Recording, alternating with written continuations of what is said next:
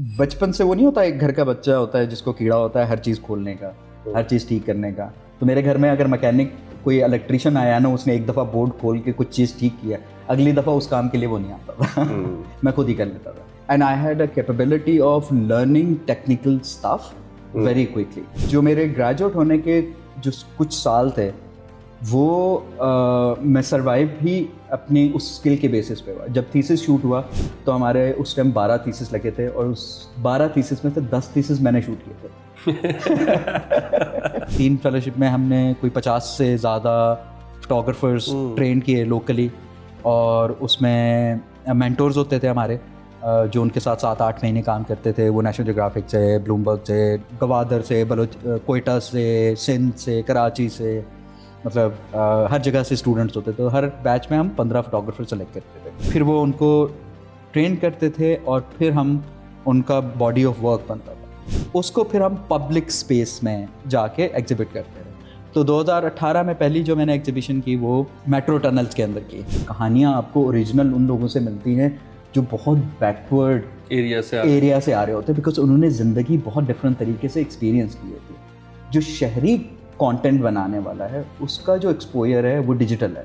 हम ये नहीं देखते कि हमारे मसले उन डेवलपमेंट की वजह से क्या है जी। एक शहर की अपने मसले हैं, हमने दूसरे को बता रहे हैं दूसरे को बता रहे हैं और दूसरे को भी उसी तरह कर रहे हैं। अगर एक मछेरा एक बस्ती में रहता है या एक बोट में रहता है या एक प्रोफेशन में रहता है, उसको फिशरिंग में जाके बैचलर्स करने की ज़रूरत नहीं है। उसको उसके सारे इकोसिस्टम का पता है, उसको डिग्री लेने की ज़रूरत नहीं है। मसला ये होता है कि हम एक यूनिवर्सिटी से डिग्री लेते हैं, फिर हम उसको बताते हैं भाई इकोसिस्टम क्या है। हमारे यहाँ जो पॉपुलर चीज़ होती है ना, जो आर्टिफिशियल चीज़ होती है, जो पॉपुलर होती है, उसको ज़्यादा लोग पीछे भागते हैं। ब्रांड ने उसके साथ ही अटैच होना है। हाँ, जेन्युइन काम करना, उसके साथ इतना टाइम स्पेंड करना और सिंसियर होके करना, इट्स वेरी डिफिकल्ट। जिस चीज़ के बारे में आपने फ़ोटोग्राफ करना है और यहाँ पे भी आपने फ़ोटोग्राफ करना है, वहाँ एक तो आप खुले दिमाग के साथ जाएं, आप कोई प्री कंसीव नोशंस अपने दिमाग में ना बना के जाएं। और दूसरा ये है कि अगर आपने अच्छा फ़ोटोग्राफ लेना है या अच्छी फ़ोटोग्राफी करनी है तो अपने सब्जेक्ट के साथ या अपने एरिया के साथ ज़्यादा से ज़्यादा टाइम स्पेंड करें। अपनी इंडस्ट्री को क्या कहना चाहिए कि क्या करो? ये बहुत मुश्किल है।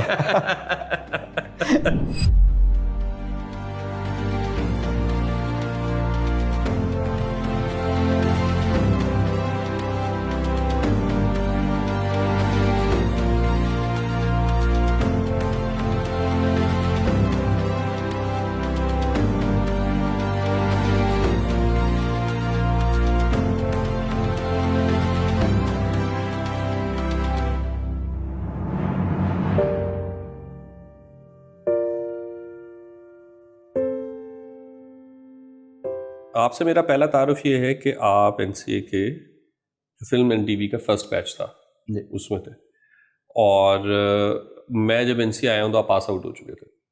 yes. और उस हिसाब से अब मुझे 2009 में पता चला है कि एनसीए में एक फिल्म डिपार्टमेंट है और अच्छा पाकिस्तान में फिल्म की एजुकेशन दी जा रही है।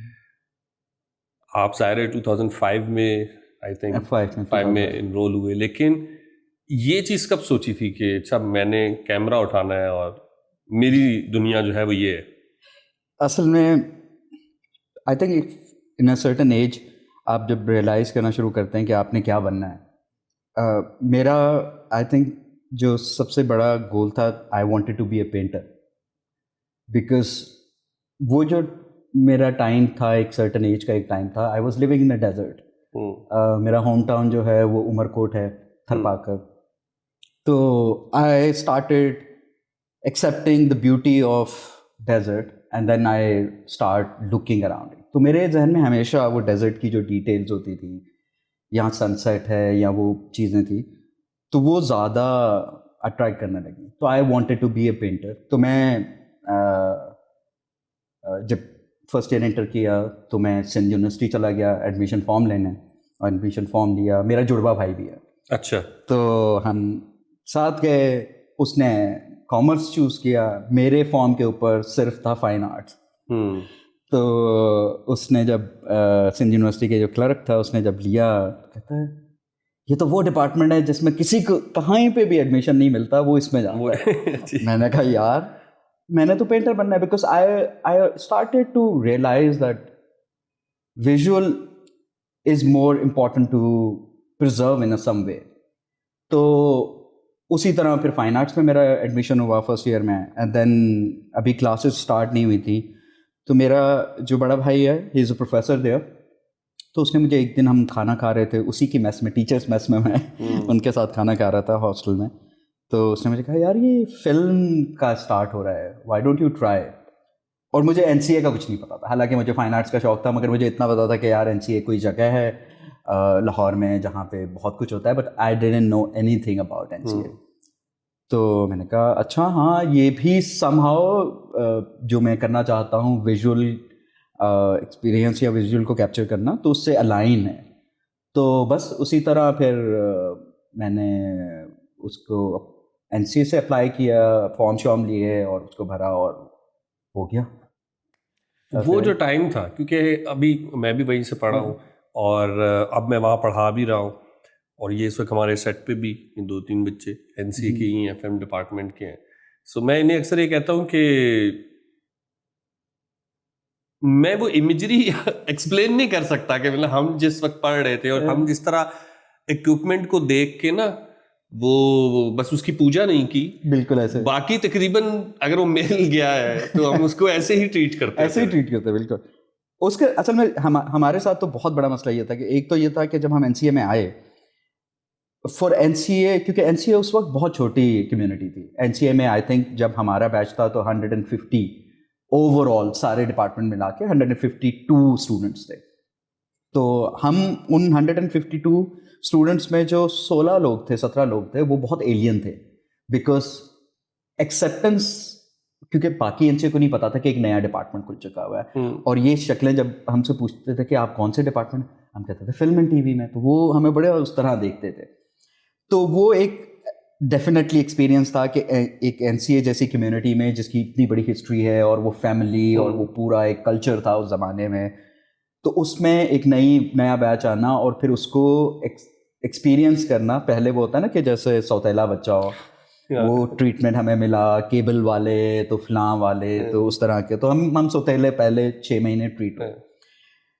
तो उस चीज़ को उनको रियलाइज़ करना कि हम एक नया डिपार्टमेंट हैं और इसमें आए हैं, तो वो एक टाइम लगा। प्लस दूसरा ये था कि जब हम गए तो उस टाइम डिपार्टमेंट में कुछ भी नहीं था। हमें नीचे एक लेक्चर रूम मिला था, LT1 जिसे हम कहते हैं, वो नीचे, सो वो भी आई थिंक डिज़ाइन का था तो हमें मिला। तो वो उस जगह पे ही ऑफिस होता था और इसी जगह पे होता था, उसके अलावा देयर वाज नथिंग। और हम मोस्टली हमारी क्लासेस जो है वो बाहर डेविड कोर्टयार्ड में हो रही होती थी, या हम आर्किटेक्चर का कोई स्टूडियो इस्तेमाल कर रहे होते थे, और डिपार्टमेंट का उस तरह कोई इंफ्रास्ट्रक्चर नहीं था। तो with the passage of time हमारे 3 सालों के अंदर हमने एक एक चीज़, पहले कैमराज, पहला इक्विपमेंट, पहले हैंडी कैम से लेके पहले स्टूडियो की कील लगने से लेकर कंप्लीट होने तक वो सारा एक्सपीरियंस किया। तो डेफिनेटली हमारे लिए अगर कोई हैंडी कैम आ गया है, it was like a big thing. मतलब उस टाइम हमारे पास टच फोन तो क्या, वो जो 3310 वाली कहानी थी, वो नए नए आए थे, और वो भी उन्हीं के पास थे जो थोड़े से पैसे वाले थे। मेरे पास तो ग्रेजुएट होने के बाद पहला फ़ोन आया था। तो वो बहुत डिफरेंट एक्सपीरियंस था। सो गेटिंग, और टीचर्स बहुत डिफरेंट थे, फैकल्टी बहुत डिफरेंट थी, डाइवर्स थी। वो आई डोंट थिंक कि अभी की जो फैकल्टी है या अभी के जो स्टूडेंट है वो एक्सपीरियंस कर पाएंगे उस चीज़ को। आपके टाइम पे जर्मन्स? हाँ बिल्कुल। असल में हमारी जब फर्स्ट ईयर स्टार्ट हुआ तो उसमें बहुत सारे लोग आए। तो उसमें प्रोफेसर लैंग्सफील्ड थे, वुल्फगैंग, जिनसे बेसिकली मैंने और हमारी पूरी क्लास ने बहुत सीखा। He was dean of Munich film school, founder of Munich film festival. उनके नाम से अब म्यूनिक फिल्म फेस्टिवल के अंदर अवार्ड है। तो वो आए और वो उन्होंने हमें स्क्रिप्ट राइटिंग पढ़ाई। सो द एक्सपीरियंस जो हमने उनसे सीखा, वो आई डोंट थिंक कि हम किसी और से सीख पाते। There was other guy, Awasaki, Tokyo university से थे, जापानीज़ थे, वो भी हमारी फैकल्टी में थे। फिर डॉक्टर शाबा आए ईरान से, तेहरान यूनिवर्सिटी में वो पढ़ाते थे, वो आई थिंक बाद में भी काफ़ी ऐसा पढ़ाते रहे, ही इज़ फिल्म क्रिटिक और वो सारा कुछ, तो वो थे। एंड देन एक दफ़ा माजिद मजीदी भी आए और कुछ और जर्मन्स आए, तो बहुत सारे लोग इंटरनेशनल हमारे बेसिकली हमारे बैच को बहुत ज़्यादा एक्सपोजर मिला through lot of people, because नया नया था। मैम मंडल उस टाइम प्रिंसिपल थी, वही हेड कर रही थी, तो मुशर्रफ का दौर भी था, so there was a lot of foreign faculty were coming into country, lot of foreign visit, lot of foreign artist faculty. तो वो जो एक्सपीरियंस हमें पहले 2 साल मिला, वो शायद हमें बाद के 2 साल नहीं मिला, मुशर्रफ के जाने के बाद और मैम मंडल के जाने के बाद। तो वो बहुत डिफरेंट और डाइवर्स एक्सपीरियंस था। अभी आप बोल रहे थे ये सारे बच्चे एक दूसरे को इशारे कर रहे थे कि यार मतलब हमें कौन पढ़ा रहा है।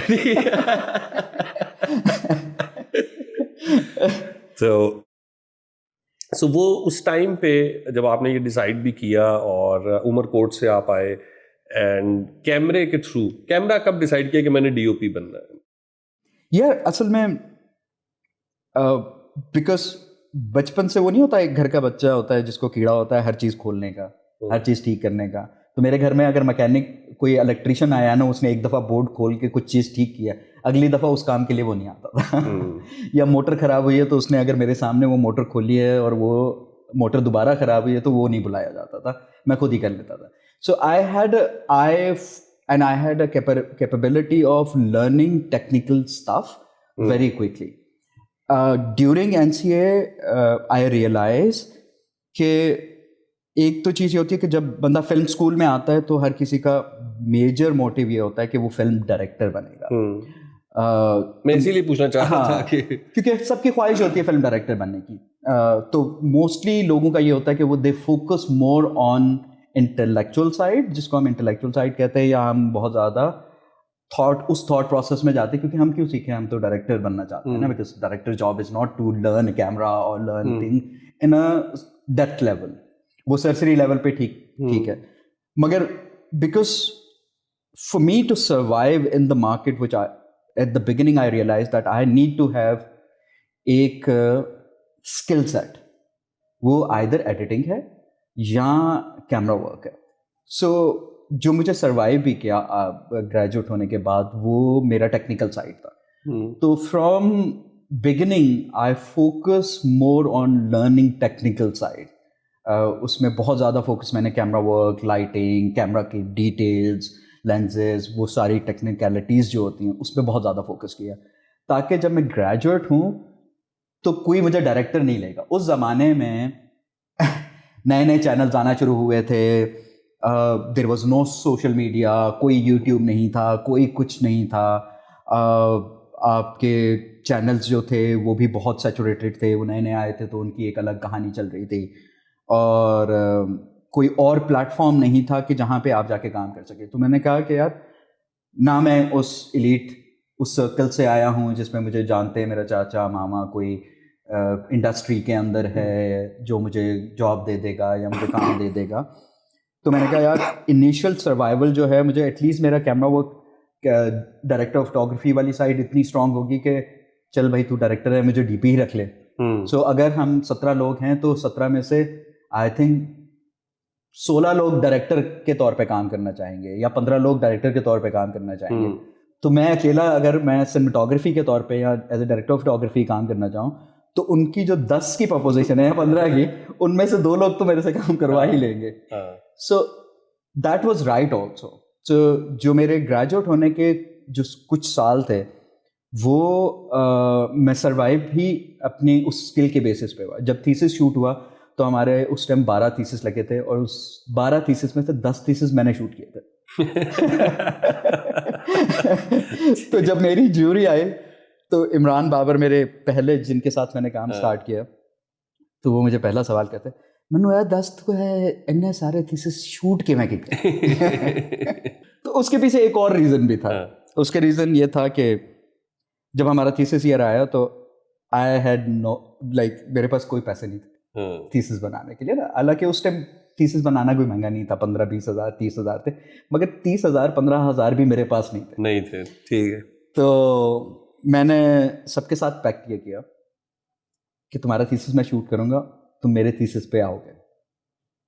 सो 10 थीसिस मैंने शूट किए, तो वो जो 10 थीसिस थे वो टीम बन गई, वो 10 लोगों की मेरी टीम बनी। तो मैंने अपना थीसिस 15,000 में शूट किया उस जमाने में। 15,000 उस टाइम काफी होते, बहुत बड़ी रकम, बहुत होते थे, 2008 की बात है। तो वो पूरा उस वजह से हुआ, because I had no money to shoot my thesis. तो मैंने 10 थीसिस शूट किए और फिर 10 लोगों ने मेरे थीसिस में काम किया। सो it was kind of a give barter. तो और एक कैमरे का भी तो पूरा एवोल्यूशन हुआ है ना सामने आपके, बहुत ज़्यादा। मतलब हमारी ज़िंदगी में आई थिंक हर चीज़ का एवोल्यूशन हुआ है। मतलब मुझे याद है बचपन में हम ऑपरेटर को फ़ोन करते थे कि भाई फ़लाँ जगह पे कॉल करनी है, तो वो पीसीओ में वो क्या कहते हैं, एक्सचेंज में लाता था, फिर आपको कहता था सर आप बात कर लें, आपके पास 2 मिनट है। वो एक तार से निकालता था, दूसरी तार में लगाता था और फिर आप बात करते थे।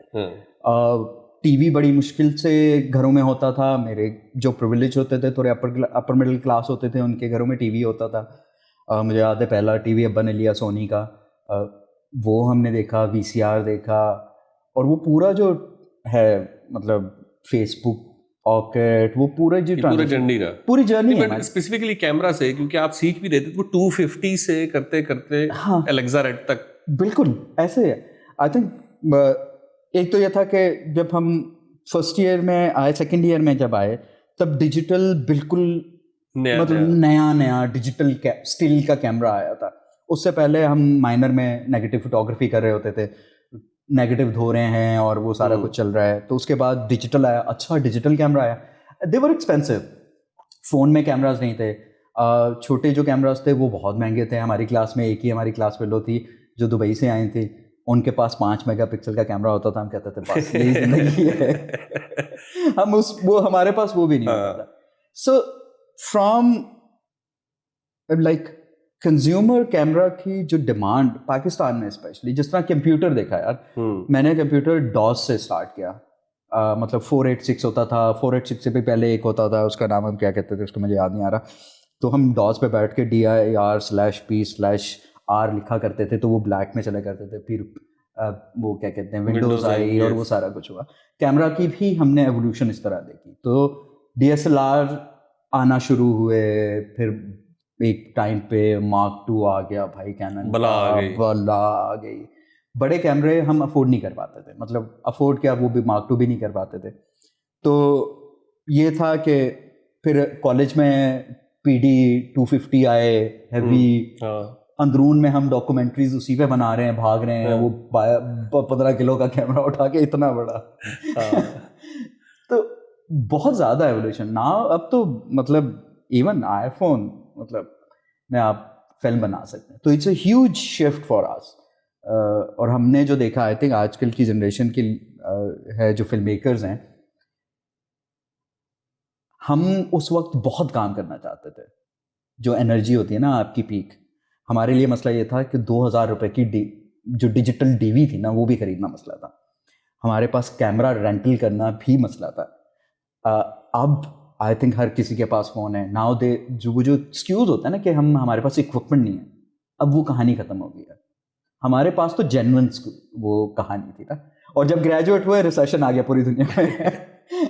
हमारे ग्रेजुएट होने के 1 महीने के अंदर अंदर जियो ने कोई 50 से 100 लोग फायर कर दिए मिनिमम, और पूरे चैनल्स मिला के उस टाइम कोई 2,000-3,000 लोगों का फायरिंग हुई थी, because it was global recession. तो बहुत मुश्किल टाइम था। मगर अब आई थिंक इट्स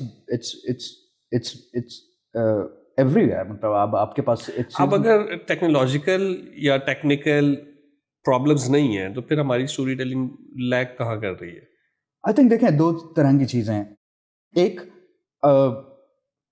जो रुझान है किताब पढ़ने का, लिटरेचर पढ़ने का, वो बहुत कम है।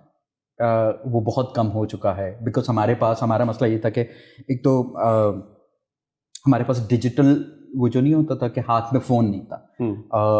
इंटरनेट भी अगर हमने यूज़ करना है तो लाइब्रेरी में जाके 1 घंटे का टोकन लेके यूज़ करना है, उसके अलावा आपके पास और कोई इंटरनेट नहीं होता था। एक तो वो वो रीज़न था कि हमारी जो जनरेशन है उसके अंदर अखबार, लिटरेचर, टाइम पास के लिए डाइजेस्ट, रिसाले, उम्र अयार की कहानियाँ से लेके बहुत सारा लिटरेचर पढ़ने का टाइम था और हमने पढ़ा। मगर हमारे लिए मसला उस वक्त टेक्नोलॉजी था। अब का जो मसला है वो ये टेक्नोलॉजी वाला मसला नहीं रहा। अब का मसला ये रहा है कि जो हमारा कंटेंट जो बना रहे हैं, जो अब की जनरेशन है, जो हम पहले भी डिस्कस कर रहे थे कि मैं किसी के देख रहा था कि देयर एक्सपीरियंसेस, जो उनके अब के एक्सपीरियंसेस है ना, वो डिजिटल है। जो कंटेंट बनाने जा रहा है बंदा, या जो अब जनजी है या जो अभी की जनरेशन है, उनका मसला ये कि they never experience a life जो रूरल है। मतलब आप अगर मतलब हमने बसों में धक्के खाए हुए हैं, हमने एक ऐसी ज़िंदगी गुजारी हुई है जिसमें हमने हर तरह के बंदे से मिले हुए हैं, हमने बहुत ज़्यादा। अब जितना भी एक्सपीरियंस नई जनरेशन के पास आ रहा है, या फिल्म, क्योंकि कैरेक्टर कहाँ से बनता है? कैरेक्टर जब आप रियल लाइफ में जाके एक्सपीरियंस करते हैं। आपने बचपन में हमने ऐसे ऐसे कैरेक्टर्स देखे जिनकी कहानियां सुनते थे आप। हमने कहानियां बैठ के सुनी हुई है, जो किस्से चलते थे 3-3 दिन, हफ्ते, ओताकों में बैठ के, जरगों में बैठ के वहां पे। अब वो एक्सपीरियंसेस नहीं है। अब एक्सपीरियंसेस जो यंग जनरेशन की, जो मैंने एक्सपीरियंस किया, वो ये है कि आज से 10 साल पुरानी फिल्म उन्होंने देखी है, या 20 साल पुरानी उन्होंने फिल्म देखी है, या 30 साल पुरानी फिल्म देखी है, तो वो फिल्म का एक्सपीरियंस जो है वो उनके नए स्क्रिप्ट के अंदर है। सो ओरिजिनल नहीं है। So digital experience is coming back to their narrative. So narrative का बहुत रुझान है। आपको नैरेटिव हमेशा उन लोगों से मिलता है जो बहुत पसमानदा लोगों से आते हैं। कहानियां आपको ओरिजिनल उन लोगों से मिलती हैं जो बहुत बैकवर्ड एरिया से आ रहे होते हैं, बिकॉज उन्होंने ज़िंदगी बहुत डिफरेंट तरीके से एक्सपीरियंस की होती है। जो शहरी कंटेंट बनाने वाला है उसका जो एक्सपोजर है वो डिजिटल है, तो उसका आपको जब भी कंटेंट नज़र आता है तो आपको लगता है कि यार ये रिपीटेटिव है।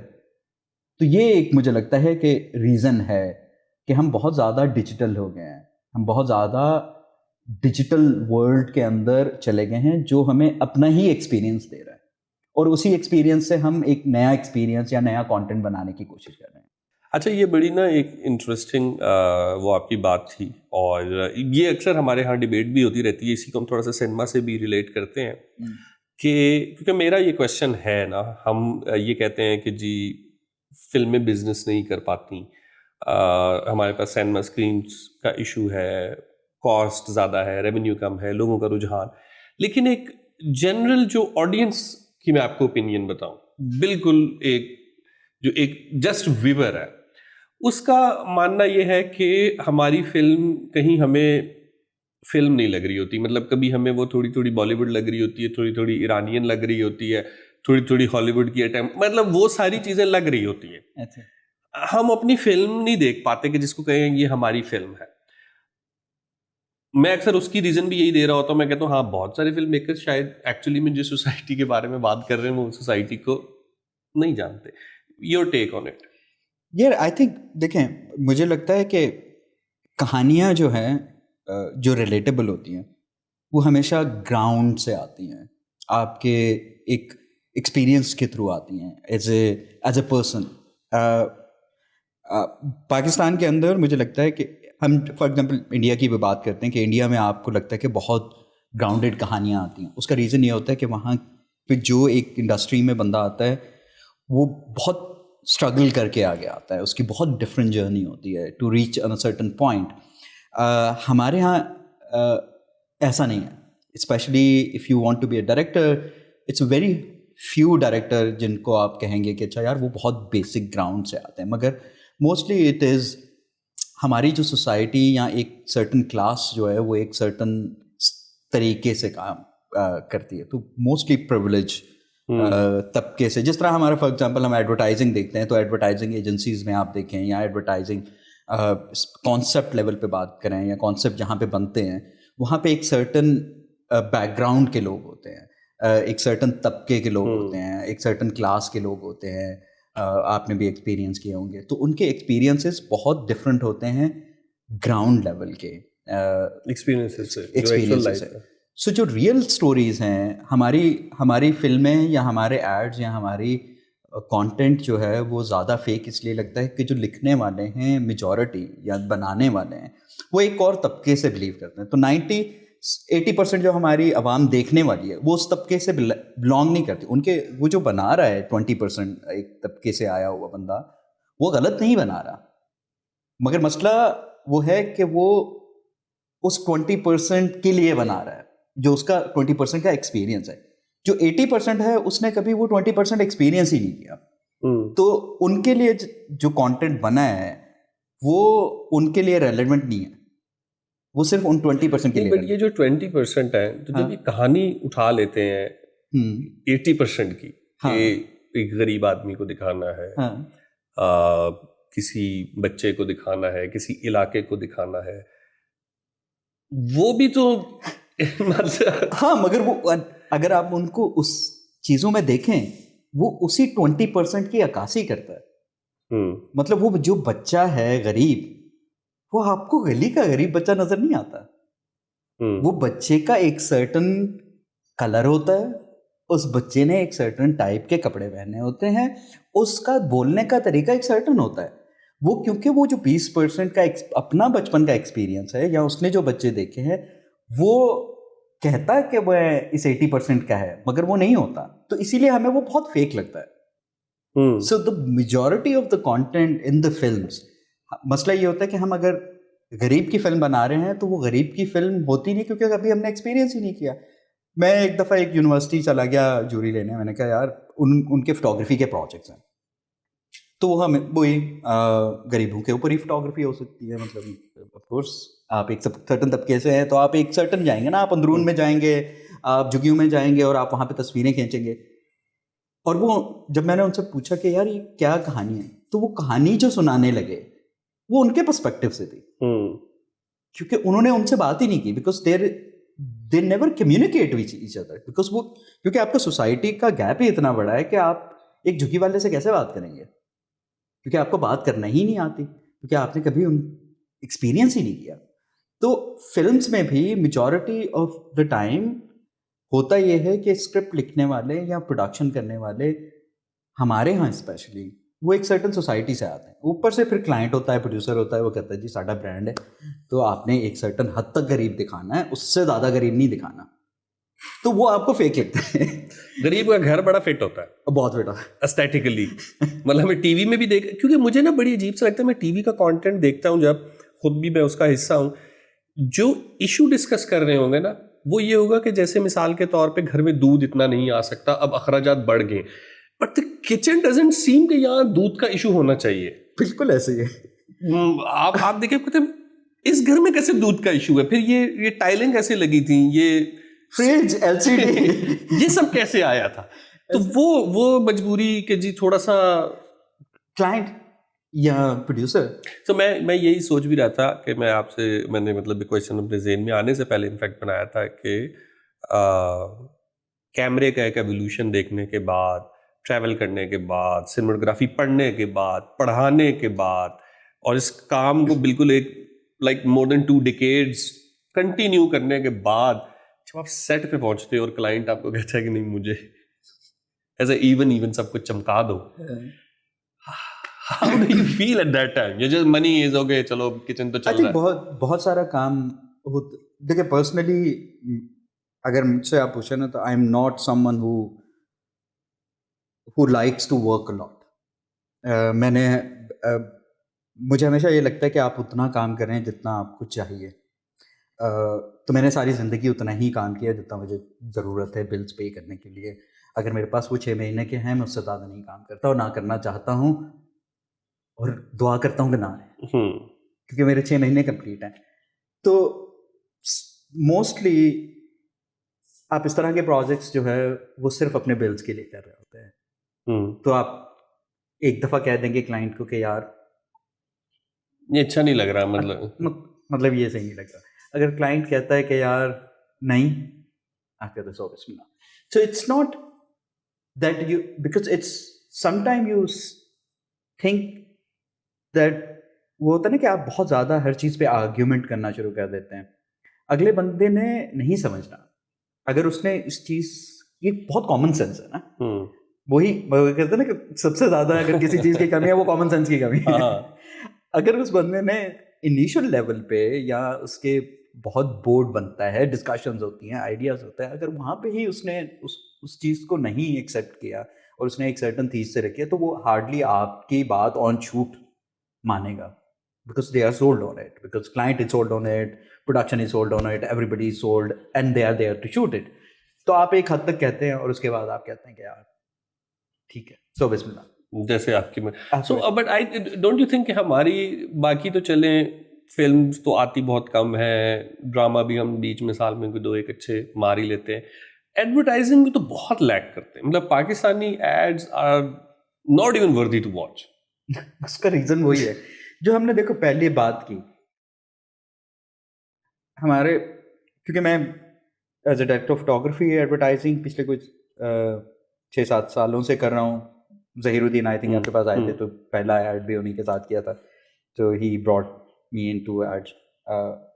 वही रीज़न है, एडवर्टाइजिंग में जो मेरा हमेशा से रहा है वो यही रहा है कि जो हम दिखाते हैं वो true representation of a society नहीं है, बिकॉज एडवर्टाइजिंग इज़ हमारी एडवर्टाइजिंग में जितने भी एड्स बनते हैं वो आपको समझ नहीं आती कि ये कौन है, आप रिलेट ही नहीं कर पाते। और जितने भी एड बनाने वाले या सोचने वाले वो अगर आपको रेफरेंस दिखाएंगे वो हमेशा इंडियन एड का दिखाएंगे। ओह यस, सो आपके पास रेफरेंस इंडियन एड का आएगा जो गली मोहल्लों में बहुत रॉ और बहुत रियल और बहुत नेचुरल शूट हुआ, क्योंकि इंडिया में they are not, I don't see them as a conscious about status, the conscious about a certain class of a society, because they are more loyal to the idea of like a ad.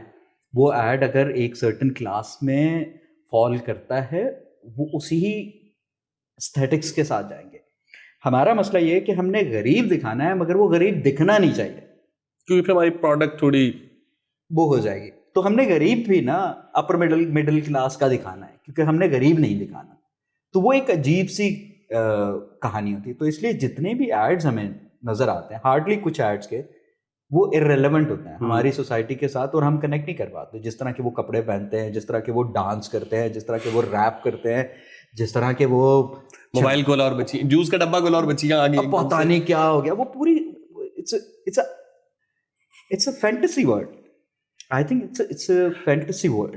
मतलब हाँ, मैं I remember कि ना बहुत साल पहले की बात है, आई थिंक 2008 या 9 की, तो हम कोयटा से आए हुए थे, मेरे साथ मेरा एक दोस्त था बलोच, और हम दोनों फोर्ट्रेस में घूम रहे थे, कोयटा से आए हुए थे तो सैर कर रहे थे, तो वो ना एकदम चलते चलते रुक गया, तो मैं आगे बढ़ गया था, तो मैं पीछे आया, मैंने कहा क्या हुआ, रुक गया? कहते यार यहाँ ना अभी एक बच्चा शरारतें कर रहा था, तो उसकी माँ ने उसको कहा है कि अली देखो कोई और बच्चा यहाँ पे ऐसे कर रहा है। मैंने कहा तो फिर, तो मैं कहता मेरी आंखों में आंसू आ गए, ऐसी माएँ भी होती हैं। ठीक है, हम जिस एनवायरनमेंट से आ रहे हैं हमें तो कभी इस तरीके से ट्रीट नहीं किया गया, but again so that is where masses actually relate ना, कि वो अगर बच्चा कपड़े गंदे करके आ जाएगा तो एक जनरल रिएक्शन माँ का क्या होगा, आप उसमें प्ले भी नहीं करना चाहते, बिल्कुल ऐसे आपको डर लगता है, यू हैव सम फियर कि अगर आप इस तरह की कोई चीज कर दोगे तो शायद अभी प्रोडक्ट ही नहीं बिकेगी।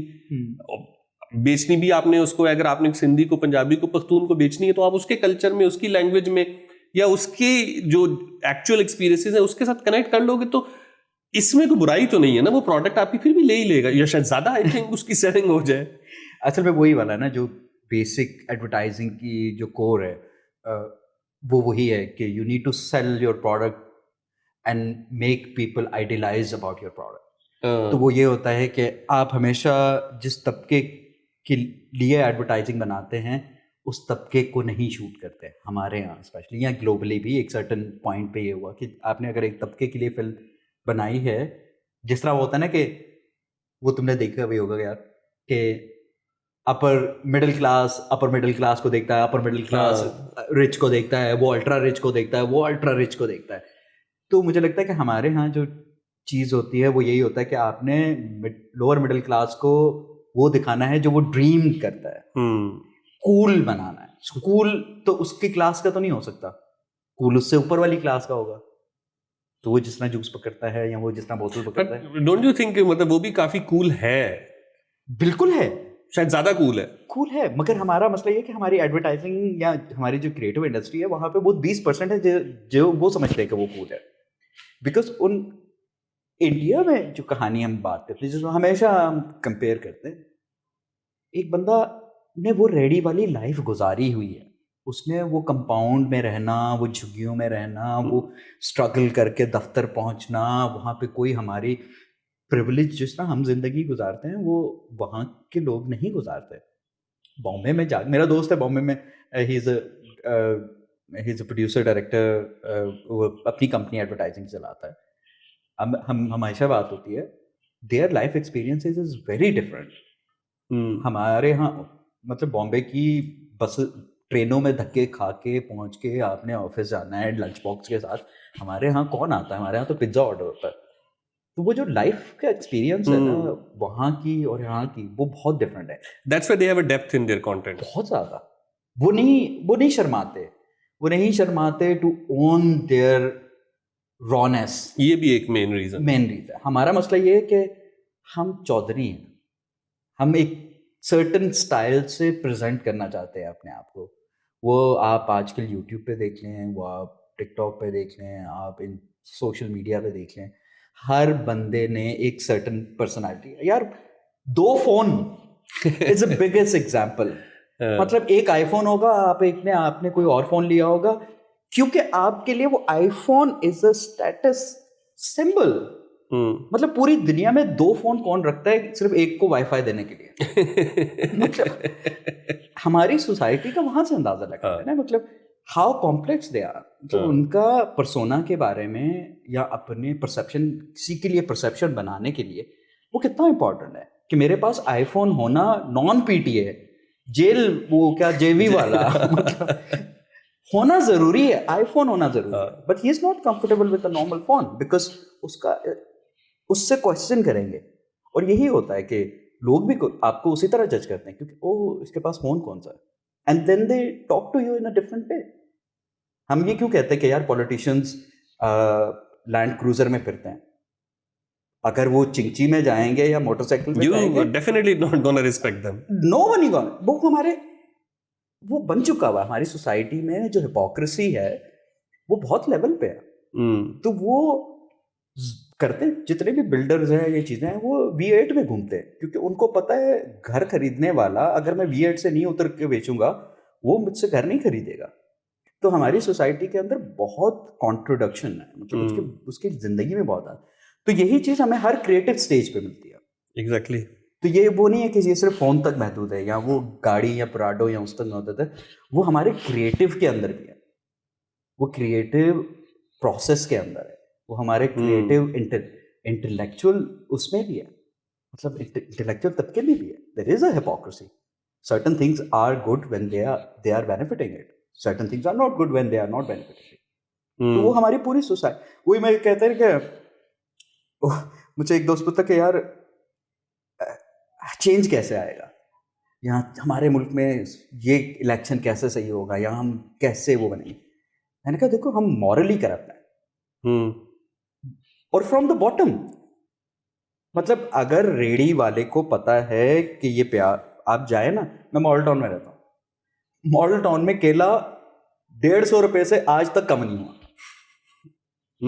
समझे? मॉडल टाउन से निकलते ही थोड़ा, मॉडल टाउन से निकलते हैं 80 रुपए का, बिकॉज हमारे यहाँ वही है ना कि ग्राउंड लेवल पे दुकान वाले से, टॉफी वाले से लेके जो बेचता है या ऊपर तक जाते हैं, अगर उसको वहां पे प्रॉफिट नजर आ रहा है एक चीज के अंदर 20-25 रुपए का, वो आपसे लेता है, वो जानबूझ के लेता है, because he thinks it's my right to get a profit, because they are rich people.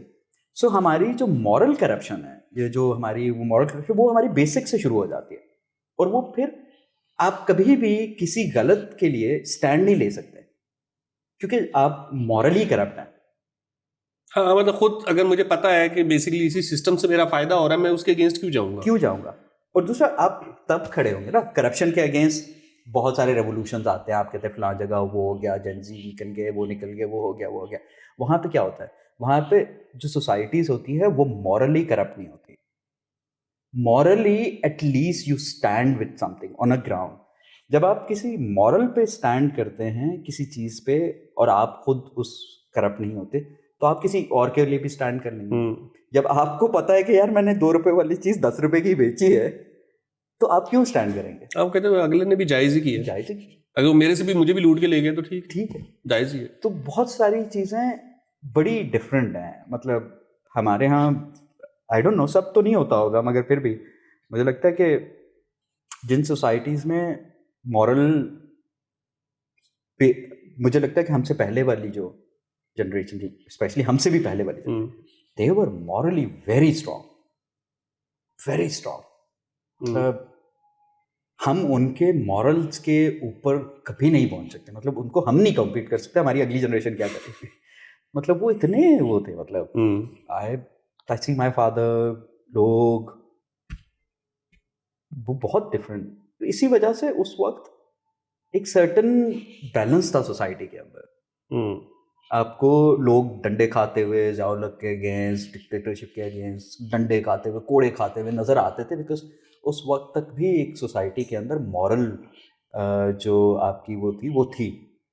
अब क्यों नहीं कोई डंडा खाता हुआ नज़र आता आपको, या उस तरह उठता हुआ नज़र आता? उसका रीज़न ये कि हम बहुत ज़्यादा, और अब अगर कुछ है भी तो वो मेनली बहुत ज़्यादा पोलराइज्ड है, या अपने ही किसी associated group and party of course ऐसे है। वो जनरल वो जो एक अवेयरनेस होती है ना कि नहीं मैंने बदलना है सिस्टम, और सिस्टम इस तरह नहीं बदलना कि मैंने अगले के ऊपर अपना निज़ाम जाके नाफिज करना है, मैंने वो मेहनत करनी है कि मैंने उसको एक बेहतर सोसाइटी, ठीक है, कन्विंस करना है, या उसको अपना एजेंडा रखना है, आर्ट में काम करना है। You don't see that. मतलब 70s तक, 80s तक और इवन 90s तक हमारा राइटर या हमारा जो भी फिल्म मेकर है, they try to do something. बिल्कुल ऐसे कि कुछ बात हो रही हो साथ साथ, बेशक बहुत रिस्ट्रिक्शंस थी, सटल तरीके से they tried, yes of course.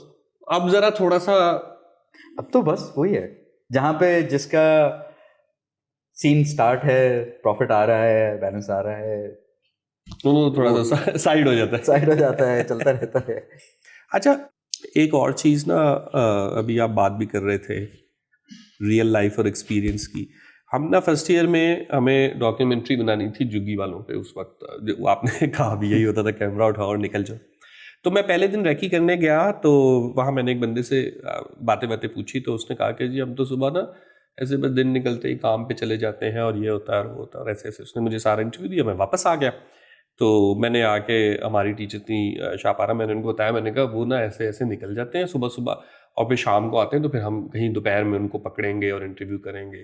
तो जब मैंने उनको सारी बात बताई ना, उन्होंने कहा आई सीरियसली डाउट कि वो सुबह काम पे जाते हैं, क्योंकि अक्सर जुग्गी वाले जो हैं वो काम पे जाते ही नहीं है, और इनकी ख़वातीन अक्सर शहर में फिर रही होती हैं, वो मांग भी रही होती हैं, गड़बी बजा रही होती हैं।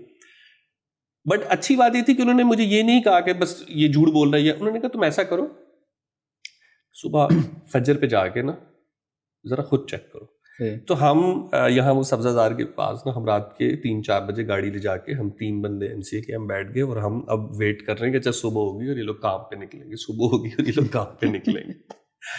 तो जो 3 से 4 दिन जब हमने जुग्गी वालों के साथ गुजारे हैं, हमारा परसेप्शन उनके बारे में बिल्कुल चेंज हो गया। जैसे हम देखते हैं हो गरीब लोग बैठे हुए हैं, बेचारों के पास रहने की जगह नहीं है, जैसे वहां पे सब कुछ था, ठीक है ना, वो मस्तियां भी कर रहे थे, वो एंजॉय भी कर रहे थे, उनकी दोस्तियां भी थी। ऑब्वियसली बहुत सारे प्रॉब्लम्स थे, but they had a very different life. Yes, you travel a lot, so उसका मतलब क्या आपको समझ आती है कि यार जब मैं घूम रहा होता हूँ, सफर कर रहा होता हूँ, वो कोई बस वैसी ट्रैवल का शौक है, या यही कहानी की कलेक्शन है? यार असल में डेफिनेटली आप जब ट्रैवल करते हैं, मेरा तो पर्सनली ये होता है कि I travel to meet people and to talk people, explore करना होता है हमेशा। जब हम किसी भी सोसाइटी में या किसी भी कल्चर में या किसी भी जगह जाते हैं, हम आउटसाइड परसेप्शन लेके जाते हैं, और वो हमारी समटाइम बहुत स्ट्रांग होती है परसेप्शन, बिकॉज वी अगर आप झुग्गी वालों के पास जा रहे हैं तो आपकी एक परसेप्शन है दैट झुग्गी वाला विल बी लाइक दैट, वो यही होगा और इसी तरह ही होगा, क्योंकि आपके ऊपर बहुत सारे फैक्ट्स होते हैं ना, आप पढ़ते हैं, आप देखते हैं, आपने सुना हुआ होता है और एक परसेप्शन बनी हुई होती है। मगर हमेशा आपका जब आप टाइम स्पेंड करते हैं वो बदल जाती है। हाँ। उसका रीज़न ये होता है कि वो आप पे डिपेंड करता है कि आप कितना एब्जॉर्ब करते हैं सोसाइटीज़ को, लोगों को और उनके जो डिफरेंसेस हैं। एक प्रोजेक्ट था, मैं जब इटली में रेजिडेंसी कर रहा था तो वहाँ पे एक प्रोजेक्ट था, we called it love differences. So उसका ऑब्जेक्टिव यही था कि अगर तुम डिफरेंट हो तो मुझे तुम्हें सही करने की ज़रूरत नहीं है, तुम्हारे और मेरे डिफरेंसेस को हमें चेरिश करने की ज़रूरत है। सो तो हम आउटसाइडर पर्सपेक्टिव लेके जाते हैं कि हमने झुग्गियों वालों को पढ़ाना है या झुग्गियों वालों को एजुकेट करना है। भाई क्यों करना है? क्यों करना है? Why? Because we don't see ourselves being there and living with them and understanding कि वो क्या है। क्या हमें ज़रूरत है? मैं कौन होता हूँ तुम्हें ठीक करने वाला, या तुम्हारा कल्चर चेंज करने वाला, या तुम्हारी चीज़ों को सही करने वाला? मुझे पहले तो टाइम स्पेंड करना है। सो मेरी हमेशा कोशिश ये होती है, I spend lot of time with Kailasa community. वहाँ पे मुझे एक फैमिली ने अडॉप्ट भी कर लिया। सो इट्स लाइक मैंने बहुत टाइम स्पेंड किया।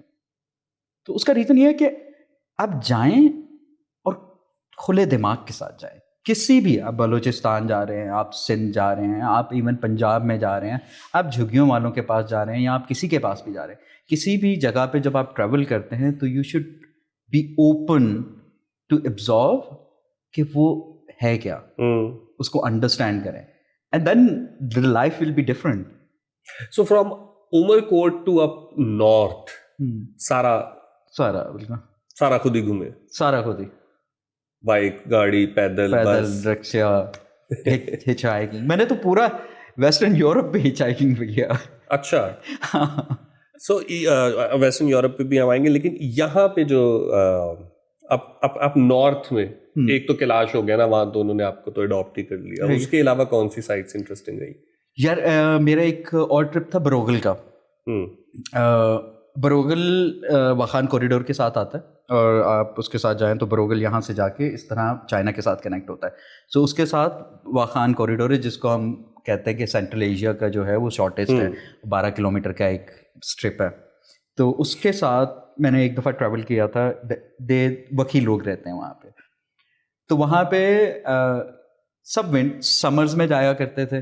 समर्स में लाइव देखी हुई थी मुझसे पहले इमरान बाबर थे, वो एक दफ़ा पहली दफ़ा कैमरा लेके गए वहाँ पे, तो सब वो फुटेजेस मैंने देखी हुई थी क्योंकि हम साथ काम कर रहे थे। तो आई रियलाइज कि I want to see them in winters. तो मैं जनवरी में कैलाश में एक फेस्टिवल होता है, स्नो हॉकी होती है। okay. वो स्नो के ऊपर ना एक वो हॉकी खेलते हैं, शॉट लगा के। वो बड़ी लंबी सी उनकी एक गेम होती है, वो खेलते हैं। तो मैंने वो किया, एंड देन मैं चतराल आया शहर, और मैं वहाँ पे ना 2 दिन वेट करता रहा, 3 दिन कि गाड़ी आएगी जो बरोगल मुझे ले जाएगी। तो जितने भी मेरे दोस्त हैं सबने कहा तुम मर जाओगे, सर्दी, कोई आज तक नहीं गया, ये हुआ। फिर मुझे वोल्व्स की कहानियाँ, वो जो नहीं होता पहाड़ों की, कि वो उधर गया तो ये हो गया, फंस गया, फिर उस भेड़िया आए उसको खा गया, आज तक कोई नहीं गया, कोई मुझे ना छोड़े। मैंने कहा यार कुछ नहीं होता। तो फाइनली 2 दिन बाद कोई एक गाड़ी जा रही थी, एक जगह थी पावर, वहाँ तक। सो पावर से यारकुन लश्करगाह तक आना जाना मुझे 8 दिन लगे। 8 दिन पैदल।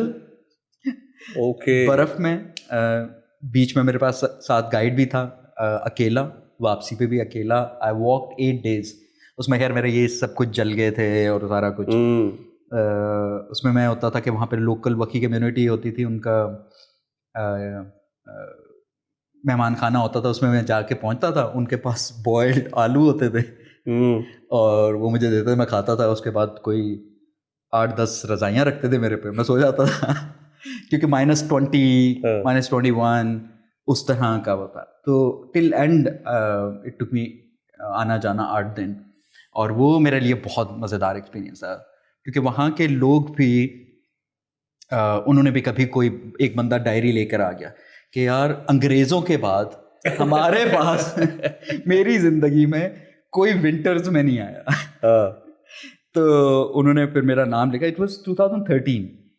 तो उन्होंने मेरा नाम लिखा कि ये 80-90 सालों में तुम हो जो हमारे पास विंटर में आया। तो life was very slow there, सिर्फ बर्फ होती थी वहाँ पे, क्योंकि एक पॉइंट चकार के बाद ना कोई दरख्त नहीं है।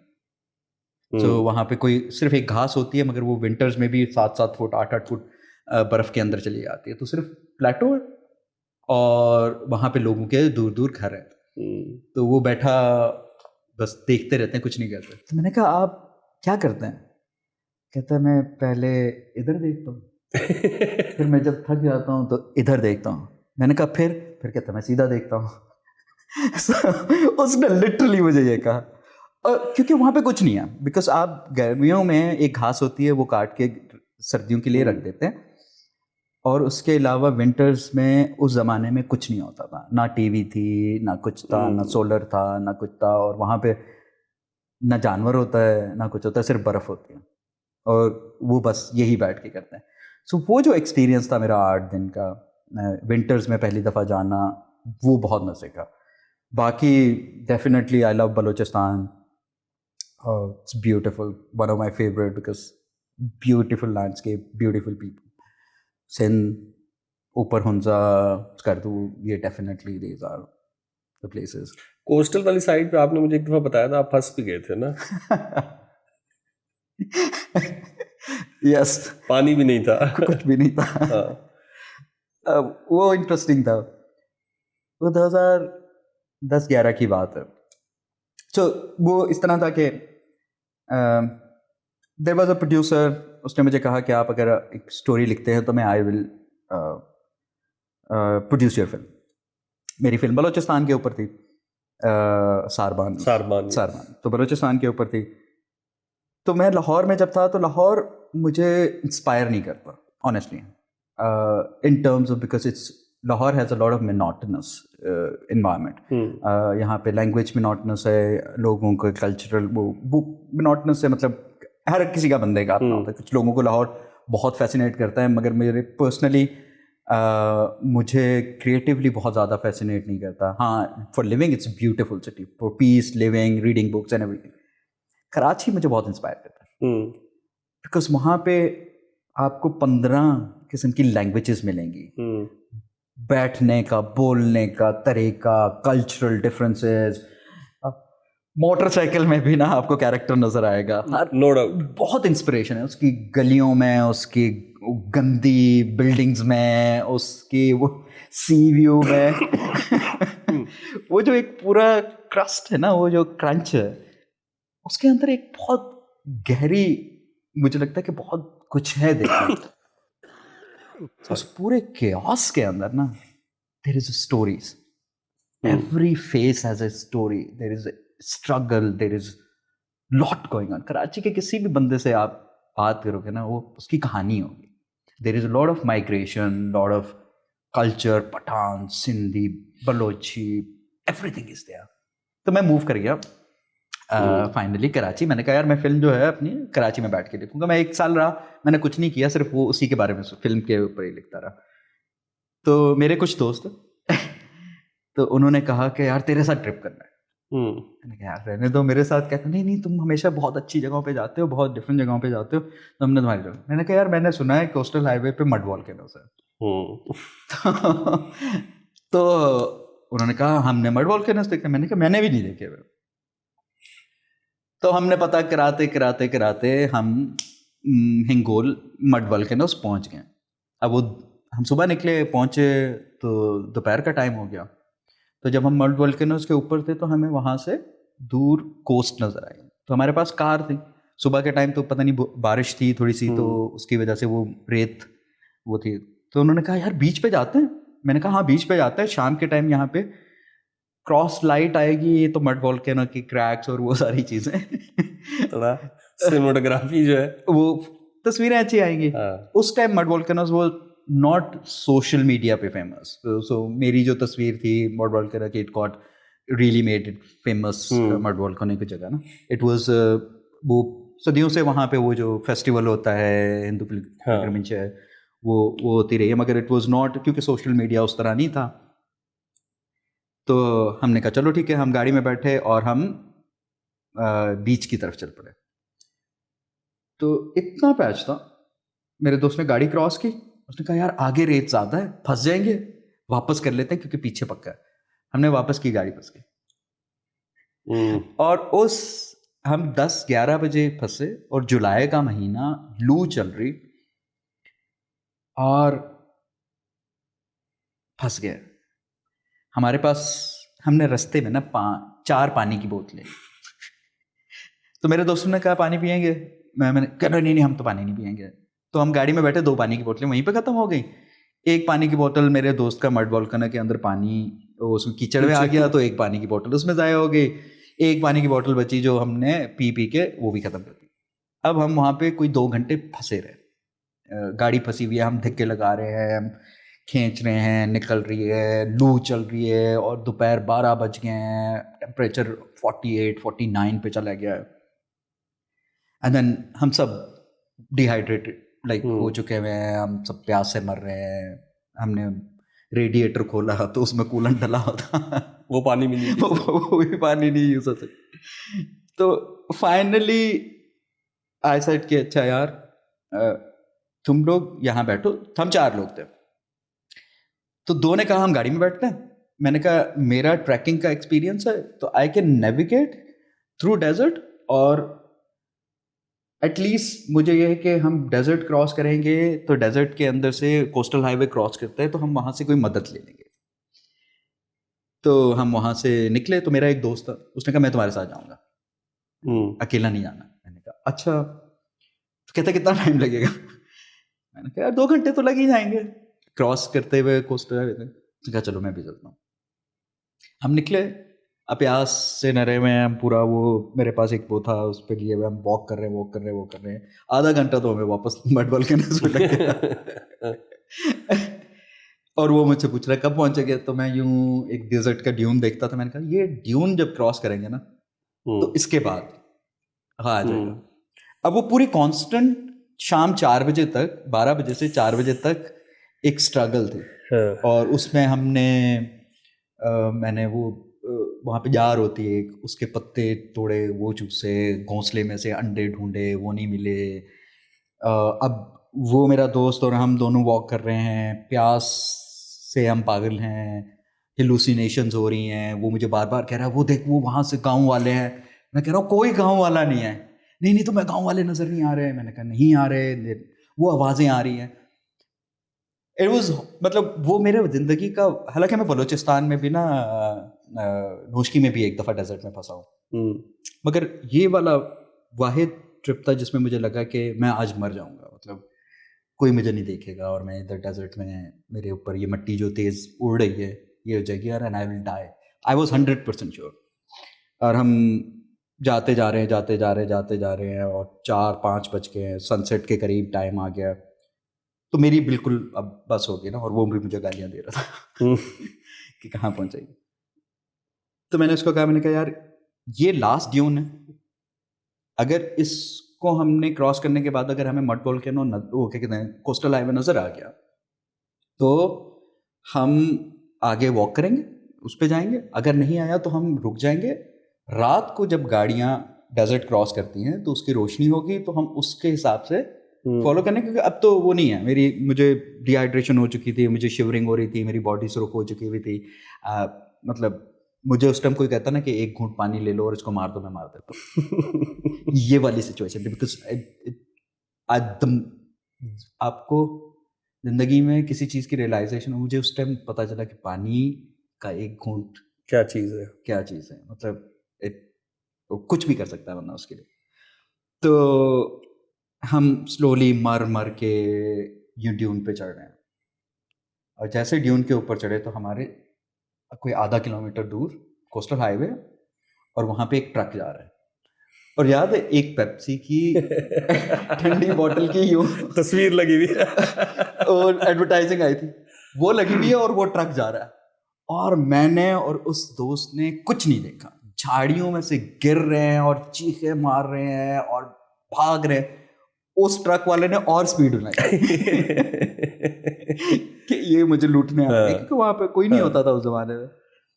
तो वो भाग गया और हम आके कोस्टल पे गिर गए। इतनी हिम्मत नहीं थी कि उठें। फिर 2 ट्रक दूर से मैंने देखे, मैंने उसको कहा यार ये आखिरी है, मैं इसके सामने जाके लेट रहा हूँ, चढ़ा दिया वरना मैं नहीं बता सकता। तो हम रुके, वो आ रहे थे, मैं सामने जाके खड़ा हो गया। तो वो पठान थे, कोयटा के थे, कोयटा वाली साइड के। उन्होंने रोका, उन्होंने कहा क्या हुआ? मैंने कहा पानी। उन्होंने कूलर उठाया, वहीं से टूटी खोली ऊपर से, और मैं और मेरा दोस्त वहीं पे पानी पी रहे हैं, और पानी हमारे मुंह से बाहर निकल रहा है, और इट वाज लाइक, मतलब आई कांट एक्सप्लेन कि वो क्या लम्हा था। फिर उन्होंने पूछा हुआ क्या है? तो मैंने कहा यार हम यूं गए और वहां पे फंस गए। तो उन्होंने कहा यार जो शहर है वो बहुत दूर है, हम आपको आगे कोस्ट गार्ड की चेक पोस्ट है वहां पे ले जाते हैं, तो वो आपकी मदद कर देंगे। ठीक है। तो उन्होंने हमें खजूरें दी, वो ईरानी नहीं आती थी, ब्रेड आती थी और एक खजूरें आती थी और पानी आता था, तो हम वो पूरा कूलर उनका पी गए और वो खा गए। तो हम कोस्ट गार्ड के चेक पोस्ट पर पहुंच गए। तो वहां पे हम उतरे, तो वहां पे एक कुर्सी पे ना कोस्ट गार्ड के एक अंकल थे दाढ़ी वाले। तो मेरे साथ जो दोस्त था वो प्यास लगी हुई थी, तो वो उतर के उस अंकल के पास गया। मैं अभी उनका शुक्रिया अदा कर रहा था ट्रक वालों का। तो वो उतर के उसके पास गया, तो उसको कहते अंकल पानी कहाँ होगा? वो उसकी तरफ देखा, मैं थे कि सबील लाई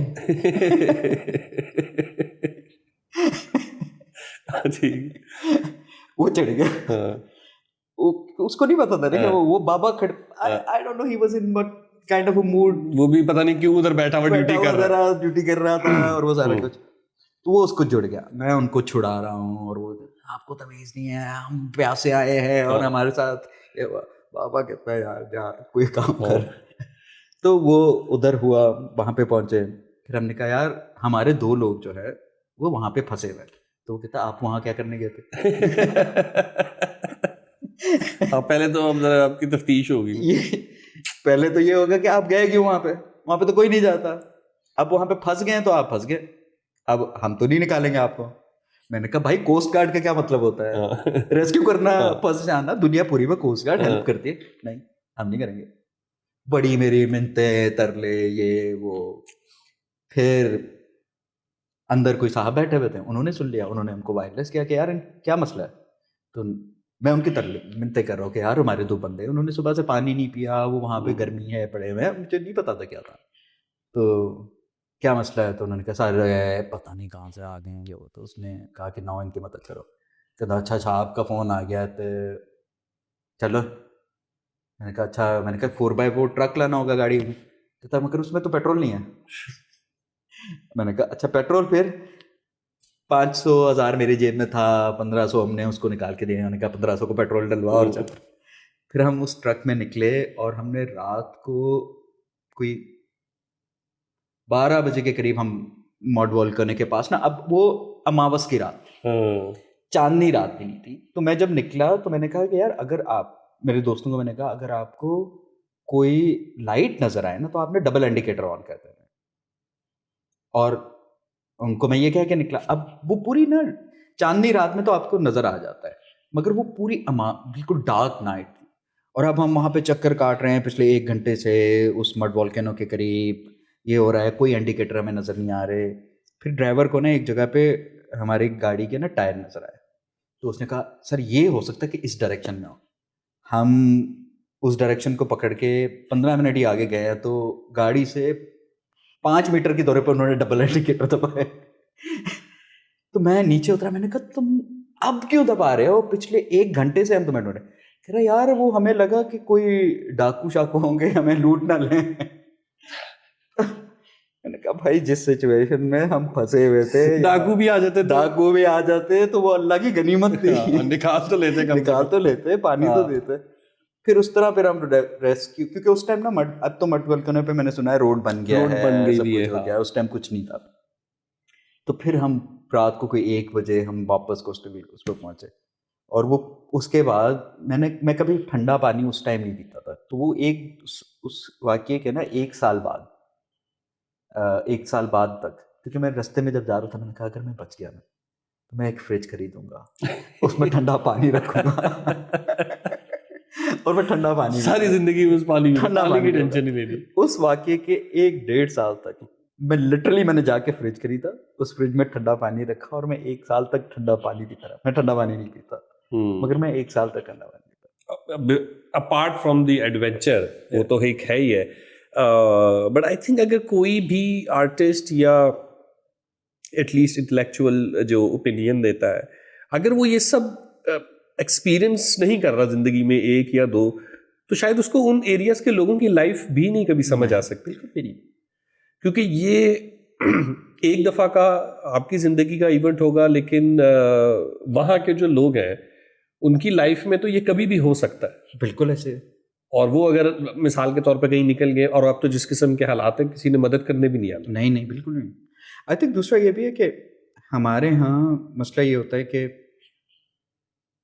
हम परसेप्शन बना देते हैं सोसाइटीज़ के बारे में। मतलब मुझसे सब पूछते हैं कि यार हम बलूचिस्तान जाएंगे तो हमें मार देंगे। मैंने कहा क्यों मार देंगे यार, मतलब बलोचों से ज़्यादा मैंने, या पठानों या बलोचों से ज़्यादा मैंने कोई मेहमान नवाज नहीं देखा।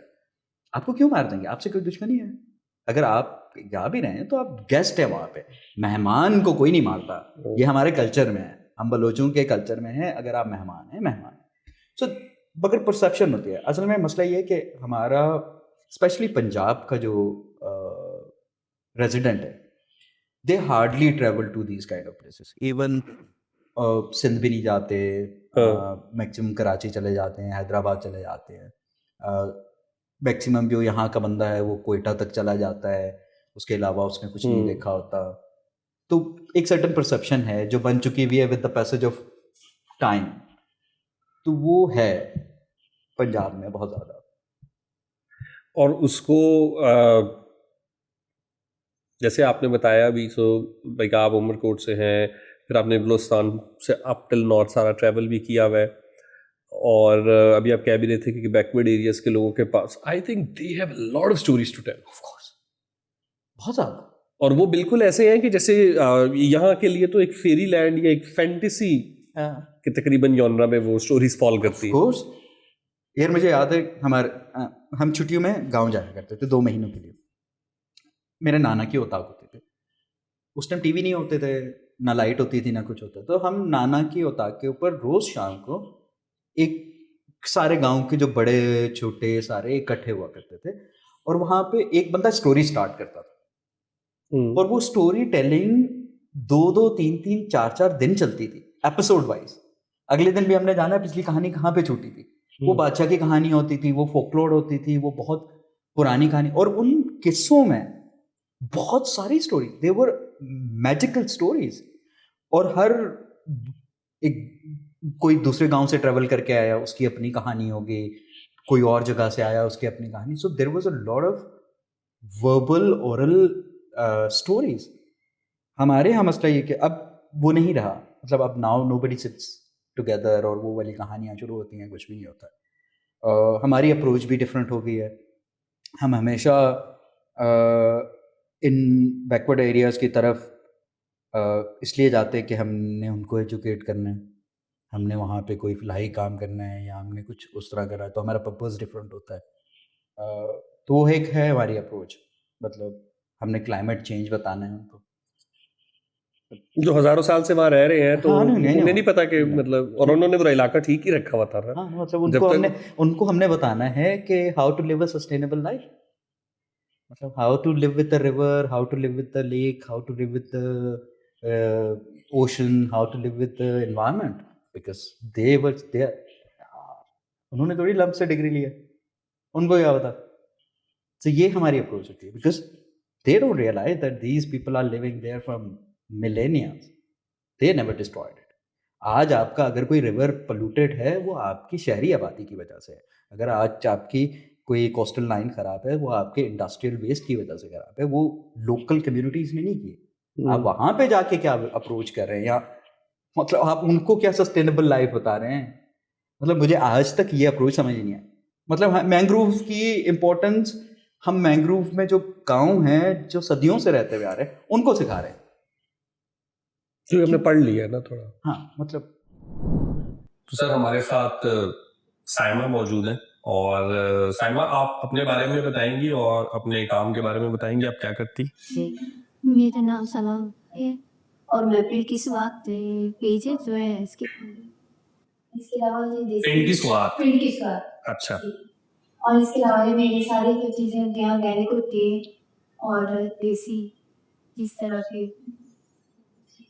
तो आप बेसिकली किसी पिंड से ही हैं? जी, कहाँ से? बहावल नगर से हैं।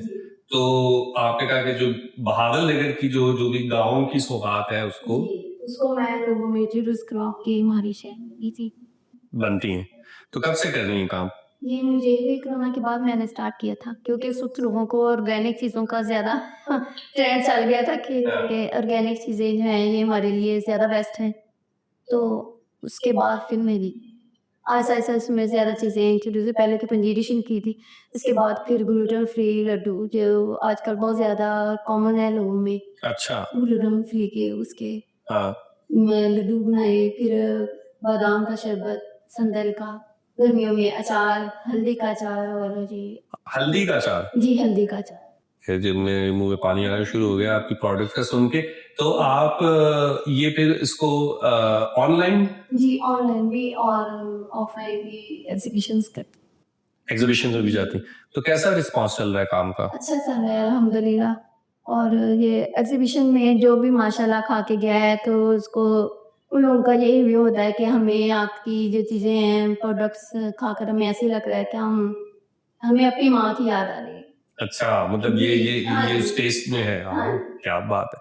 तो पाकिस्तान में है या बाहर भी कहीं ये भी शुरू है? नहीं अभी बाहर तो नहीं, लेकिन यहाँ से जो बाहर के हैं लोग बच्चे जाते हैं तो वहाँ से लेके जाते हैं। वो यहाँ से फिर ये सौगात लेके जा रहे हैं। तो पिंड की सौगात आपका पेज है, वहीं से ही अगर अब मैंने खरीदना होगा, क्योंकि अभी सर्दियाँ आ रही हैं, तो अभी सर्दियों में क्या पंजीरी के अलावा क्या? पंजीरी के अलावा जो लड्डू है, और ये अभी मैंने शुरू करना है, लेकिन मैंने नहीं किया ये खजूर के जो शुगर फ्री होते हैं, ये भी आपने करना है। जी। तो शादी ब्याह में भी आता है कोई ऑर्डर, इस तरह के ऑर्डर आए लड्डू के? ये जिस तरह मैटरनिटी बास्केट और ये जान बास्केट, पहले तो ये होता था ना कि लोग ये के मैटरनिटी वगैरह के इनके डिलीवरी के बाद जो औरतें थी इस्तेमाल करती थी पंजीरी, लेकिन अब लोगों को पता चल गया है कि ये अब हम नहीं खाएंगे ऑर्गेनिक, तो हमारा ज़्यादा नहीं। हाँ नहीं, पाकिस्तान की जिस हिसाब से आबादी बढ़ रही है उस हिसाब से तो ये बिजनेस बहुत बढ़ ऐसा ऐसा हम लोग अपने ऐसे की तरफ वापस आ रहे हैं। हाँ नहीं, और आप जैसे लोग बिल्कुल लेके आएंगे। और ऑर्गेनिक का तो वैसे भी वो सीन बना हुआ है, तो उसमें अगर एक्चुअल अच्छी गांव की प्रोडक्ट हो उसी हिसाब से बनी हुई। तो ये आपको शौक कैसे पैदा हुआ था? शौक से मेरी नानी अम्मी बनाती थी तो मैं उनके साथ काम करवाती थी, तो इसी तरह ऐसा ऐसा मुझे भी शौक हो गया और साथ बनाना भी आ गया। बहुत अच्छे। हमारे लिए आज आप क्या लाएंगे? आज आपके लिए नए अलसी के लड्डू और हिमाल के लड्डू, इसके अलावा पंजीरी है। ये है अलसी के लड्डू। ये अलसी के लड्डू है। सही, आपके साथ जाएंगे? मेरे साथ? हाँ, तारिक जी साहब कहते हैं साथ जाएंगे। बिल्कुल। तो जबरदस्त। बिल्कुल ये शो के बाद आप लेके जाए और सर्दियों में खाएं। और ये आप इस तरह मिट्टी की प्लेट में हमेशा होता है या नहीं? हमारे लिए नहीं, आपके लिए भी है, अगर कोई ऑर्डर करे तो हम। और ये कोकोनट की बर्फी फ्रेश बनी हुई माँ चखना चाहेंगे? जरूर जरूर जरूर। हाँ, उम्दा लग रही है। और अब ये वैसे नरम भी बहुत है।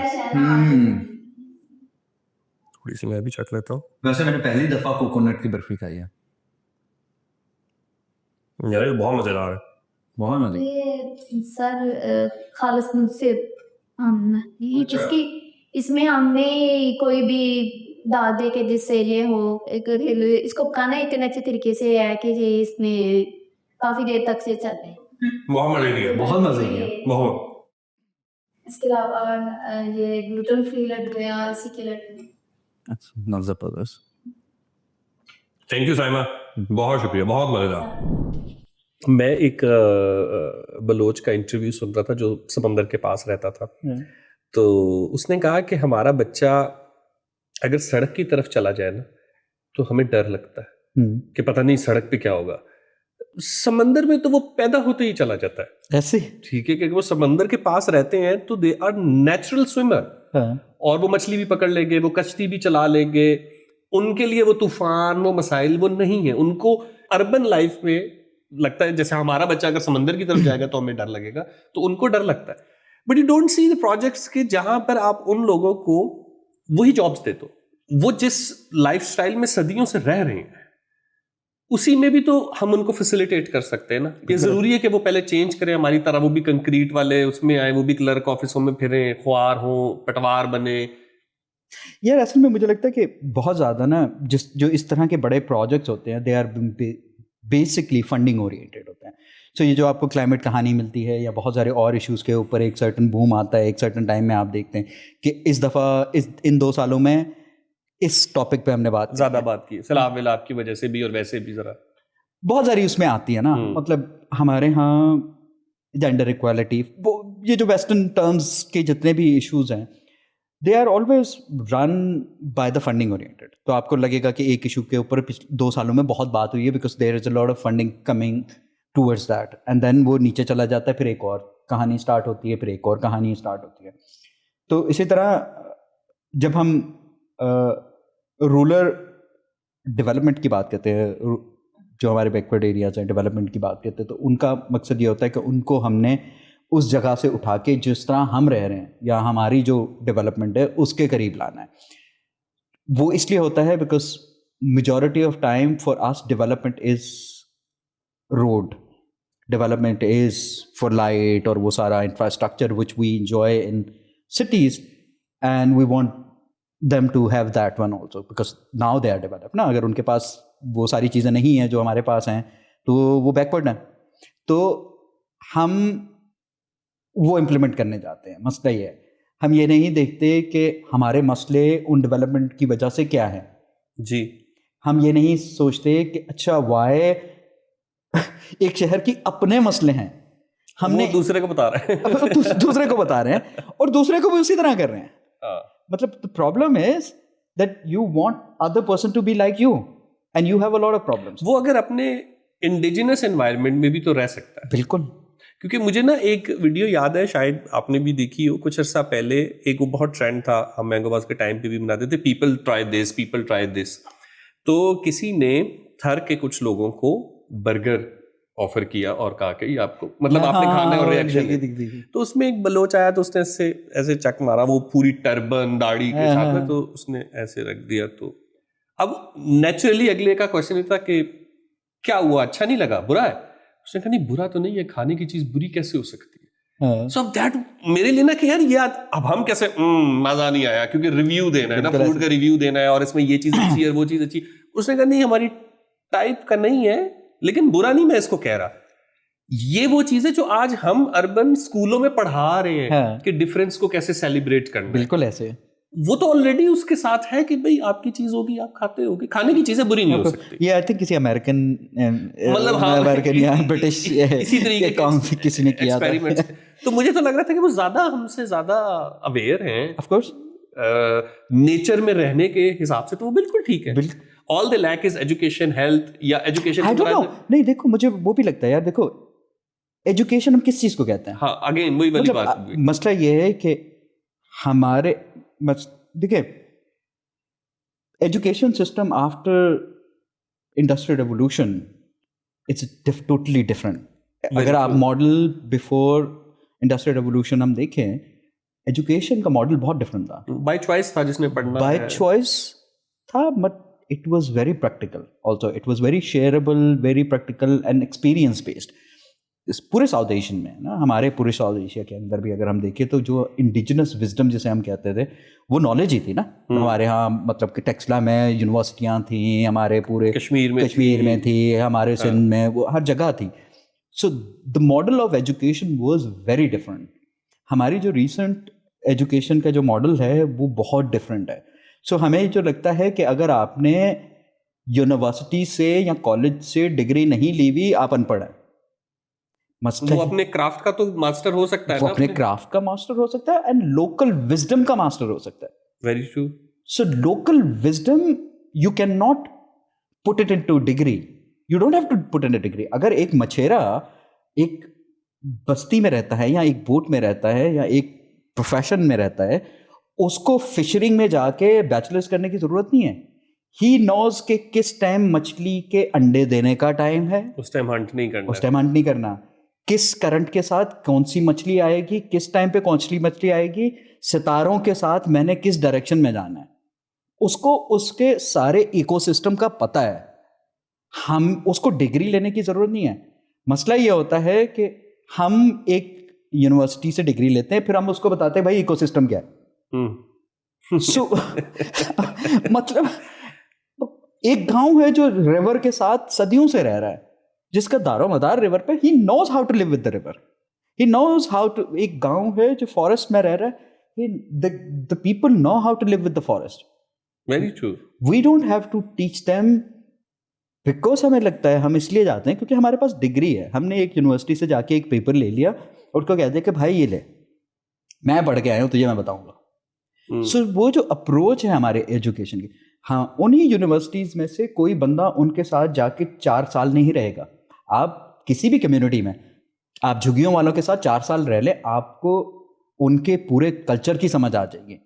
हमें वो एक कल्चर है जिसको हम सिर्फ ये कह के कि वो झुग्गी वाले तो गरीब हैं, इकोनॉमिक उसके उसमें डाल के, और हम फिर एक सर्टेन डिफाइन करते और आप और उसको वो कहेंगे कि गरीब हैं.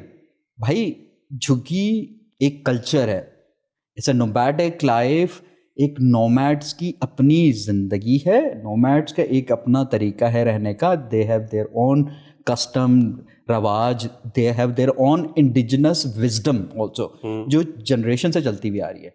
हम उसको हमेशा कॉन्सेप्ट ऑफ मॉडर्न मटेरियलिस्टिक उसके अंदर चूज करते हैं. तो हमें हमेशा उनके बच्चों को पढ़ाना है और हम ये वाला पढ़ाना है. तो वो प्रॉब्लम है. हम कम्युनिटीज को उनके इंडिजिनस विजडम के साथ डेवलप नहीं करना चाहते. हम आउटर एजुकेशनल जो हमारा आउटर विजन है उसके साथ उनको करना चाहते हैं. और आई थिंक वही फिर रेजिस्टेंस भी आता है, प्रॉब्लम्स भी आते हैं. बहुत आता है. वो सिर्फ फंडेड प्रोजेक्ट्स होते हैं जो एक टाइम के लिए चलते हैं. उसके बाद कहाँ गए वो प्रोजेक्ट, कहाँ गए वो, there is nothing. So that is the bigger problem. अच्छा, आपके साथ ना फोटोग्राफी बड़ी अटैच है और तस्वीरें तो खैर आपकी बहुत वायरल भी हुई हैं, मिसयूज भी हुई हैं. पाकिस्तान है, लोग बगैर क्रेडिट के, बगैर पैसों के उठा के प्रमोशंस में लगा देते हैं. तो वो तो मुझे आइडिया है. मैं एनसीए में जो FTV के बच्चे या दूसरे होते थे उनको वैसे ही रैगिंग करने के लिए कहता था, बताओ फोटोग्राफर में और वीडियोग्राफर में क्या फ़र्क होता था. सोचते रहते थे, फिर वो मुझसे पूछते तो मैं रैंडम कोई जवाब दे देता था. कोई ख़ास वो नहीं होता था. So what's the difference actually? मतलब कोई साइकी का फ़र्क है फोटोग्राफर की वीडियोग्राफर से? यार डिपेंड करता है कि आप किस तरह के फोटोग्राफर हैं. सो इन फोटोग्राफी और इन वीडियोग्राफी ऑल्सो बहुत सारी सब फील्ड्स हैं. फॉर एग्जांपल अगर हम फैशन फोटोग्राफी देखें और फैशन वीडियोग्राफी देखें, they are almost similar because you are using a certain type of light, certain type of mood, certain type of finish in a certain उसके अंदर. अगर हम डॉक्यूमेंट्री फोटोग्राफी को देखें या स्ट्रीट फोटोग्राफी को देखें और हम अपनी वीडियोग्राफी के अंदर डॉक्यूमेंट्री मेकिंग को देखें तो वो ऑलमोस्ट सिमिलर है because approach is similar because you are in the real people, you are trying to capture. जो मेजर डिफरेंस आता है उसके अंदर, it's like you are capturing a moment in a single click and then you are telling a story with a moving images. So that is the major difference. I don't think there is any difference other than that. वो single image जब आ जाएगा तो वो उसकी selection और कि मैंने एक ही इमेज है मेरे पास, मतलब इसमें मैंने स्टोरी सुनानी है. हाँ. तो वो काइंड ऑफ एक यार असल में वो वहाँ पे भी ना 2 तरह के स्कूल ऑफ थॉट्स है. होता ये कि there are majority of photographer, lot of foreign photographers या बाकी फोटोग्राफर्स जो हैं they work on a narrative. So आप हमारे यहाँ बहुत ज़्यादा पाकिस्तान में जो फोटोग्राफी होती है वो सिंगल इमेज बेस्ड होती है. सो मेजॉरिटी हमारे फोटोग्राफर्स जो हैं वो स्टोरी नहीं प्रोड्यूस करते. सो हमारे सारे पाकिस्तानी फोटोग्राफर्स का मेजॉरिटी का मसला ये होता है कि हमारा फ़लाँ मैगज़ीन हमारी स्टोरी नहीं छापता, या फ़लाँ जगह पे हमारा काम नहीं लगता, या फ़लाँ जगह पे काम नहीं लगता. उसका रीज़न ही ये है कि आप एक इमेज खींचते हैं, और एक थीम में एक स्टोरी नहीं होती. So for example there is a story you are, for example आप कह रहे हैं कि मैं क्लाइमेट चेंज पे काम कर रहा हूँ, तो क्लाइमेट चेंज पे आप क्या फ़ोटोग्राफ करेंगे, तो वो फ़ोटोग्राफ एक नहीं होगा, आप मल्टीपल होंगे. आप इंटरव्यू भी लेंगे, पोर्ट्रेट भी होगा, ग्लेशियर्स के भी लेंगे, आप क्लाइमर्स के भी लेंगे. आप एक पूरी स्टोरी बनाते हैं और उसके साथ लिखते हैं और वो एक कहानी बनती है. तो वो स्टिल इमेजेस के अंदर एक कहानी बन गई.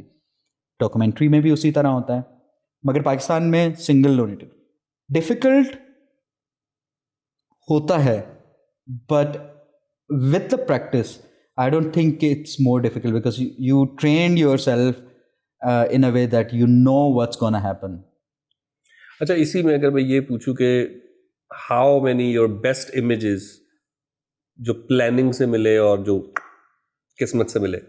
यार मोस्ट ऑफ द टाइम किस्मत, आई थिंक प्लानिंग अगर हम देखें, नहीं, you have to be there. या ऑफ कोर्स राइट पोजीशन पे बहुत अरसे से तो आप होंगे तो वो आपको चीज मिलेगी, बट स्टिल बात होता है ना कि उफ, ये मैंने सोचा भी नहीं था. बहुत दफ़ा, मतलब all of my best images are like that. आप जब एज अ फोटोग्राफर या वीडियोग्राफर या डॉक्यूमेंटेरियन, आप हमेशा सिनेरियोज जो है वो विजुलाइज करते हैं. फॉर एग्जांपल मैं अगर किसी जगह पे हूँ तो मेरा विजुअल, मेरे एक जहन में एक विजुअल होता है, but when you go there तो आप हमेशा, आपको नेचर ना सरप्राइज करती है. मतलब you find something, a single moment जो आप तस्वीर खींच के कहते हैं अच्छा हो गया, मतलब मिल गया. तो स्टिल फोटोग्राफी के अंदर ये बहुत ज़्यादा है. मगर देर आर फोटोग्राफर्स जो बहुत प्लान फोटोग्राफी करते हैं, जो बहुत स्टेज फोटोग्राफी करते हैं, बहुत एक शॉट कैलकुलेटेड करते हैं, वो भी है, और वो भी आपके होते हैं. तो आप फोटो फेस्टिवल भी कराते हैं? पाकिस्तान फोटो फेस्टिवल, हाँ जी. कब से? 2016 में मैंने उसको किया था. और हर साल? नहीं, हर साल तो नहीं है. It's a self funded project. तो अभी तक तो उसका मेजर जो फेस्टिवल है वो प्लान ही कर रहा हूँ, बिकॉज उसका रीज़न ये है कि फ़ोटोग्राफी को डॉक्यूमेंट्री फ़ोटोग्राफी के अंदर देखना पाकिस्तान के अंदर वो थोड़ा सा डिफ़िकल्ट है. क्योंकि हमारे यहाँ ब्रांड्स और चीज़ें हैं वो still they want to see a typical style of photography. मेरा जो फोकस है वो more on a narrative building के ऊपर है, आपकी कहानियों के ऊपर है, आपकी स्टोरीज़ के ऊपर है. तो it doesn't have to be pictorially beautiful, but it has to have a story, narrative होना चाहिए, उसकी कोई इंपॉर्टेंस नहीं. कैसा है एक्सपीरियंस फोटो फेस्टिवल करवाने का, रिस्पॉन्स और काम जो देखने को मिलता है उसमें? असल में पाकिस्तान में जब 2016 में मैंने स्टार्ट किया, उसके बाद मेरे एक दोस्त है, उनके साथ हमने मिलके हमने फेलोशिप प्रोग्राम स्टार्ट किया. फेलोशिप प्रोग्राम का मकसद यही था कि पाकिस्तान फ़ोटो फेस्टिवल के अंदर जो लैक कर रहे थे हम, because I was focusing more on a narrative story telling और उसके ऊपर. तो उस टाइम हार्डली 2-3 फोटोग्राफर्स थे जो नैरेटिव बिल्डिंग के ऊपर काम कर रहे थे पाकिस्तान में, और वो भी बाहर रहते थे, या 1-2 बाहर रहते थे और एक या दही यहाँ पे था. तो mostly they were working a single image. तो मेरे दोस्त से मुलाकात हुई, तो हमने डिसाइड किया कि अच्छा हम थोड़ा सा पैटर्न चेंज करेंगे, और उसको ये करेंगे कि हम पहले लोकल पाकिस्तानी फ़ोटोग्राफर्स को ट्रेन करेंगे, और फिर उनकी एग्जीबिशन हम पाकिस्तान फ़ोटो फेस्टिवल की जो एनुअल एग्जीबिशन होती है उसमें करेंगे. तो हमने 3 फेलोशिप की. 3 फेलोशिप में हमने कोई 50 से ज़्यादा फोटोग्राफर्स ट्रेन किए लोकली, और उसमें मेंटोर्स होते थे हमारे जो उनके साथ 7-8 महीने काम करते थे. वो नेशनल ज्योग्राफिक से, ब्लूमबर्ग से, टाइम मैगजीन से, वहाँ से होते थे फ़ोटो एडिटर्स, इंडिपेंडेंट फोटोग्राफर्स. सो वो उसमें काफ़ी सारे हमारे गवादर से, कोयटा से, सिंध से, कराची से, मतलब हर जगह से स्टूडेंट्स होते. तो हर बैच में हम 15 फोटोग्राफर सेलेक्ट करते थे, और फिर वो उनको ट्रेन करते थे और फिर हम उनका बॉडी ऑफ वर्क बनता था, उसको फिर हम पब्लिक स्पेस में जाके एग्जिबिट करते थे। तो 2018 में पहली जो मैंने एग्जीबिशन की वो मेट्रो टनल्स के अंदर की। अच्छा। जो मेट्रो स्टेशन है ना, उनके जो पेडेस्ट्रियन टनल्स हैं वहाँ पे की। तो वो पहली एग्जीबिशन पे ये था कि चीफ गेस्ट कहना है। मैंने कहा चीफ गेस्ट तो कोई भी नहीं है क्योंकि मेरा आइडिया ये था कि हम एक ऐसी जगह पे काम लगाएं जो रिलेट कर सके। They should, the work should not be in the galleries, क्योंकि गैलरीज में एक सर्टन आवाम जाती है। गैलरीज की एक अपनी ऑडियंस है, एक इंटेलेक्चुअल तबका है, एक अपर क्लास है, और हमेशा हम ये कहते हैं कि ये तो हमारी सोसाइटी की अक्कासी करता है, हम ये कहना चाह रहे हैं सोसाइटी के बारे में, और वो सोसाइटी कभी काम ही नहीं देख पाती। तो मेरी जितनी भी हमने स्टोरीज डेवलप की, दे वर रेलेवेंट टू सोसाइटी। तो आइडिया ये था कि उनको उसी जगह पे किया जाए एग्जिबिट जहाँ पे फुटफॉल ज़्यादा हो। तो हमारा दिन का जो फुटफॉल होता था वो 10,000 से ज़्यादा लोगों का था। That is huge. और हर तरह का बंदा वहाँ पे रुक के काम देखता था, और वो सवाल पूछता था कि हम, उनको ये भी था कि हम ये एग्जीबिशन देख सकते हैं? भाई लगी हुई है, आप देख लें। And then they were come up with the beautiful questions and they will start relating, मतलब लेबर यूनियन के काम, इस तरह की बहुत इस तरह के टॉपिक्स जिनको जो रेलेवेंट है हमारी सोसाइटी में, उनका काम लगा होता था।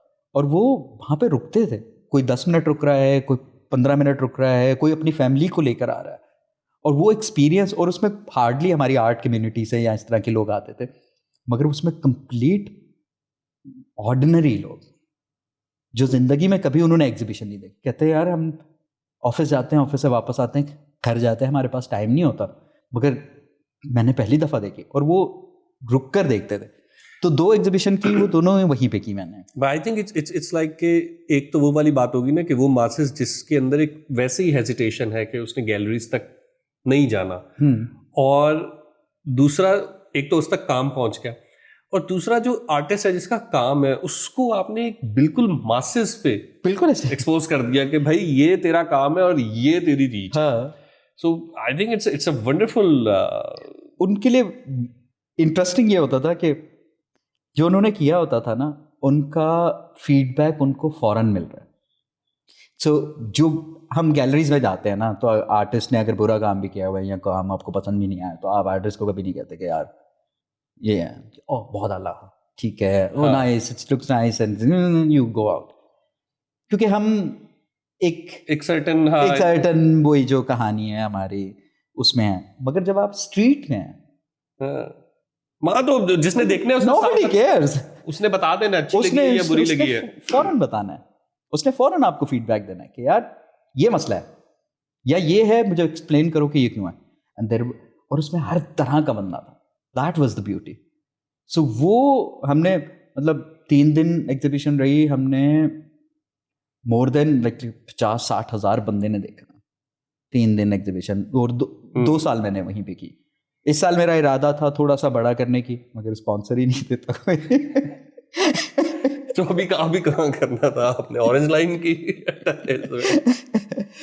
मैं ना 2015-16 से पहले सबको कहता था यार इन मोबाइल वालों ने ना कैमरा बेचना है, बाद एंड में कैमरा बेचना है, मोबाइल पीछे रह जाएगा, कैमरा बिकेगा, ये शायद हमें स्पॉन्सर कर दे।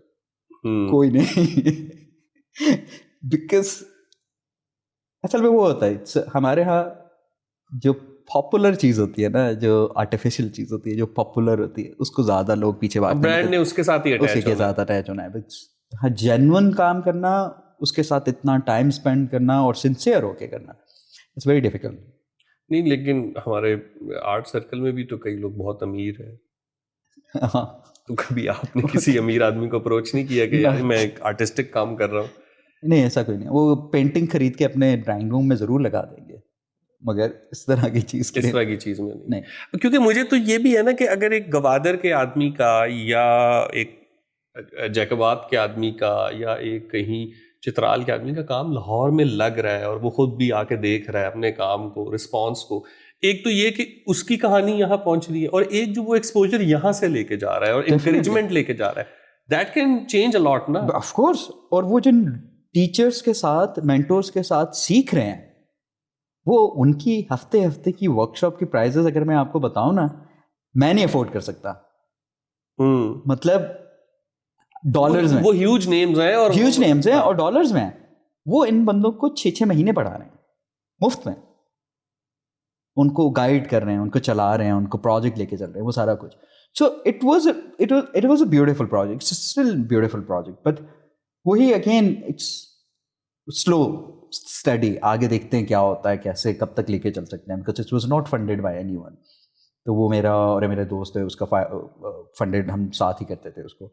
तो वो इस तरह का genuine project to give back something and to build a Pakistan photo festival, because photo festival Pakistan में एक ही है, इंडिया में बाकी जगहों पे सब पे होता है। तो जब मैंने 2016 में अनाउंस किया था तो it was a big news, मेरी वेबसाइट क्रैश कर गई थी, because Indians, Bangladeshi, Cambodian, American, European, सब ने कहा finally we have a Pakistan photo festival, but we change the pattern. अब वो उनके लिए होता है कि क्या कर रहे हैं। सो या इट्स अ स्लो प्रोजेक्ट, तो देखते हैं कहाँ जाता है। और अच्छे फोटोग्राफर्स मिल रहे हैं वहां से, आपको लग रहा है कि यार जेन्युइन लोग, असल में देखो हमारे एक स्टूडेंट था गवादर से, he did a project on the smiley heritage in Gwadar. So he start documenting जो पूरा हेरिटेज है स्माइली, उसको हेरिटेज उसको डॉक्यूमेंट किया, स्टोरीज को, इंटरव्यूज, आर्काइव, सारा कुछ। It was beautiful project. एक प्रोजेक्ट था हमारे स्टूडेंट का, it was on the labour rights. So he, वो पिंड दादन खान का है, वहाँ पे एक सीमेंट फैक्ट्री है, उसकी एक पूरी हिस्ट्री है। His father was the move उसमें, और वो पहली फैक्ट्री है जो आफ्टर प्राइवेटाइजेशन मजदूरों ने मिलके एक्वायर की थी। ओके। सो तो उसकी पूरी एक केस स्टडी है कि मजदूरों ने जब मिलके एक्वायर की, फिर वो कैसे चली, कैसे फ्लॉप हुआ, गवर्नमेंट कैसे आई। So it was a huge story. So it the whole project was that. So एक हमारा प्रोजेक्ट था हमारे एक स्टूडेंट का, वो था शेल्टर होम्स के ऊपर, जो ओल्ड एज होम्स हैं। वो कितने हैं पंजाब में, लाहौर में स्पेशली, उनके ऊपर focus, how they operate, what kind of people leave their parents there, फिर उनके इंटरव्यूज़, उनकी बिलोंगिंग के साथ interviews.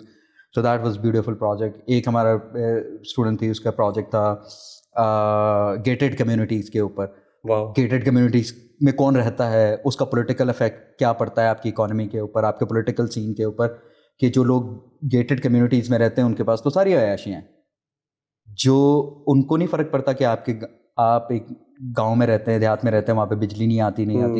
For them they doesn't matter. So आप पॉलिटिकली कैसे उसको चूज़ करते हैं, आपकी वोटिंग क्या होता है, फिर कौन इन्वॉल्व हैं। One of our friend went to write a book on it. एक और हमारे दोस्त, उसने Faizan was part of Lahore by metro, उसने बाद में वो बनाई। सो इस तरह के प्रोजेक्ट्स थे, और ये सब नए लोग हैं और कितनी फ्रेश थॉट्स हैं, बहुत ज़्यादा। तो वो पूरा जो हमारा 8-9 महीने का प्रोसेस होता था, वो पूरा उसके साथ लेके चलते थे आप। तो वो है, तो इस तरह की चीज़ें हैं। ब्रिलियंट।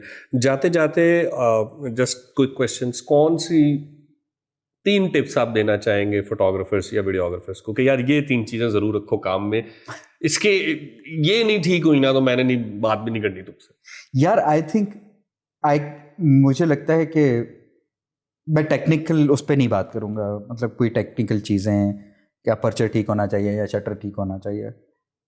बस जो मैं जिस चीज़ पे कहूँगा कि focus, they should be open and spend time.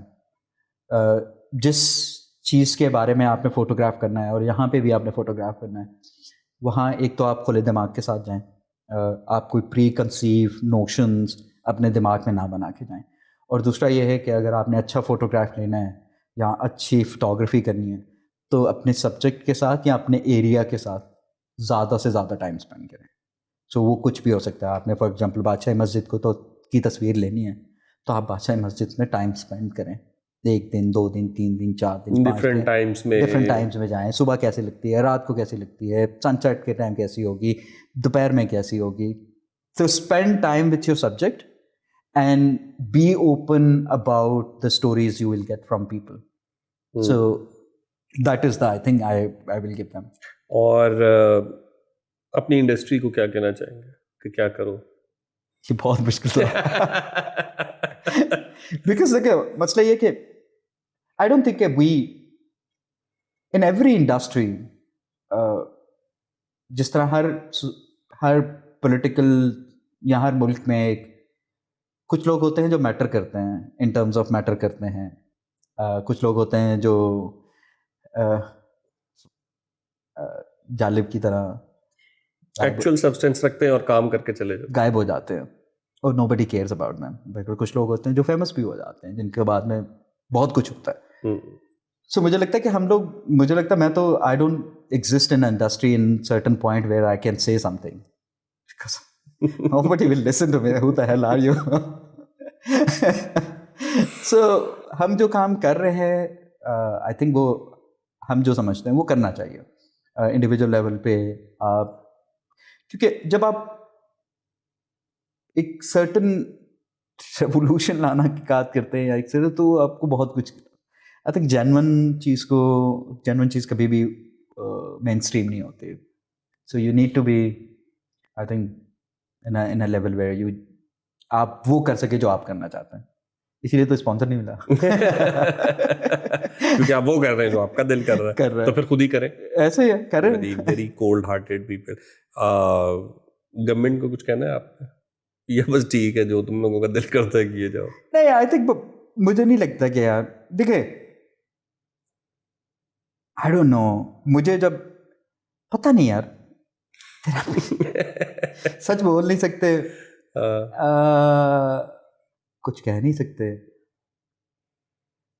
पर थोड़ा सा मुझे अक्सर फील होता है. मैंने एक दफ़ा एक बात की थी तो उस पर सारे हंसने लग गए. मैंने कहा यार हम बाहर दुनिया से जब भी बात करते हैं हम कहते हैं जी हमें ये जहाज़ दे दो, ये दे दो, वो दे दो, इस तरह की हम चीज़ें खरीदते रहते हैं और कोलैबोरेशंस करते हैं.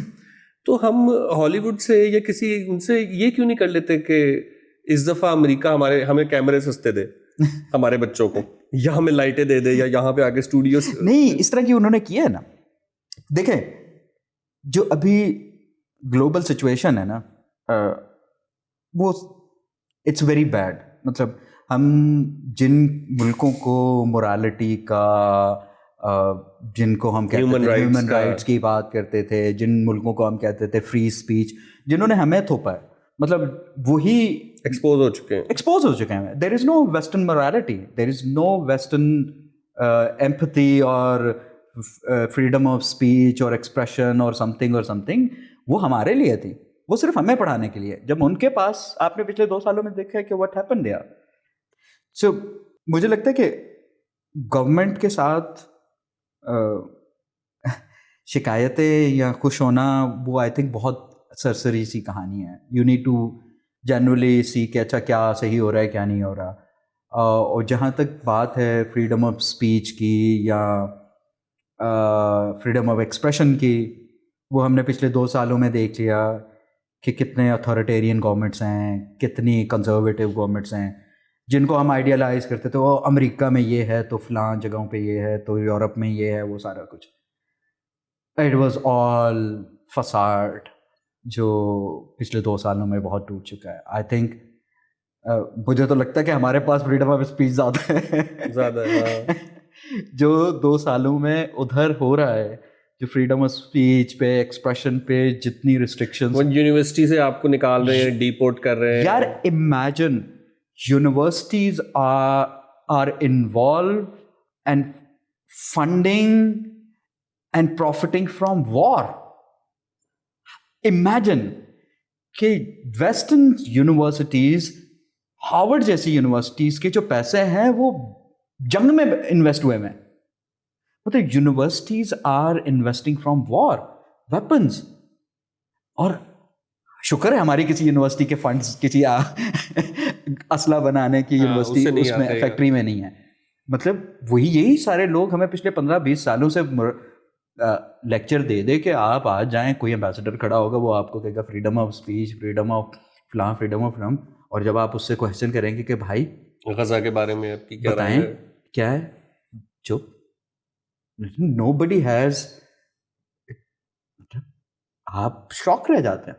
और ये कोई दूर दराज कि ब्राजील के जंगलों में नहीं हो रहा, it's right in the centre of the world of course and everybody could see it. Everybody could see. मतलब द जेनोसाइड इज जेनोसाइड. और मैंने कई जर्नलिस्ट को देखा CNN पे बैठ के भी, सो उनकी जबान से जेनोसाइड का लफ्ज नहीं निकल रहा.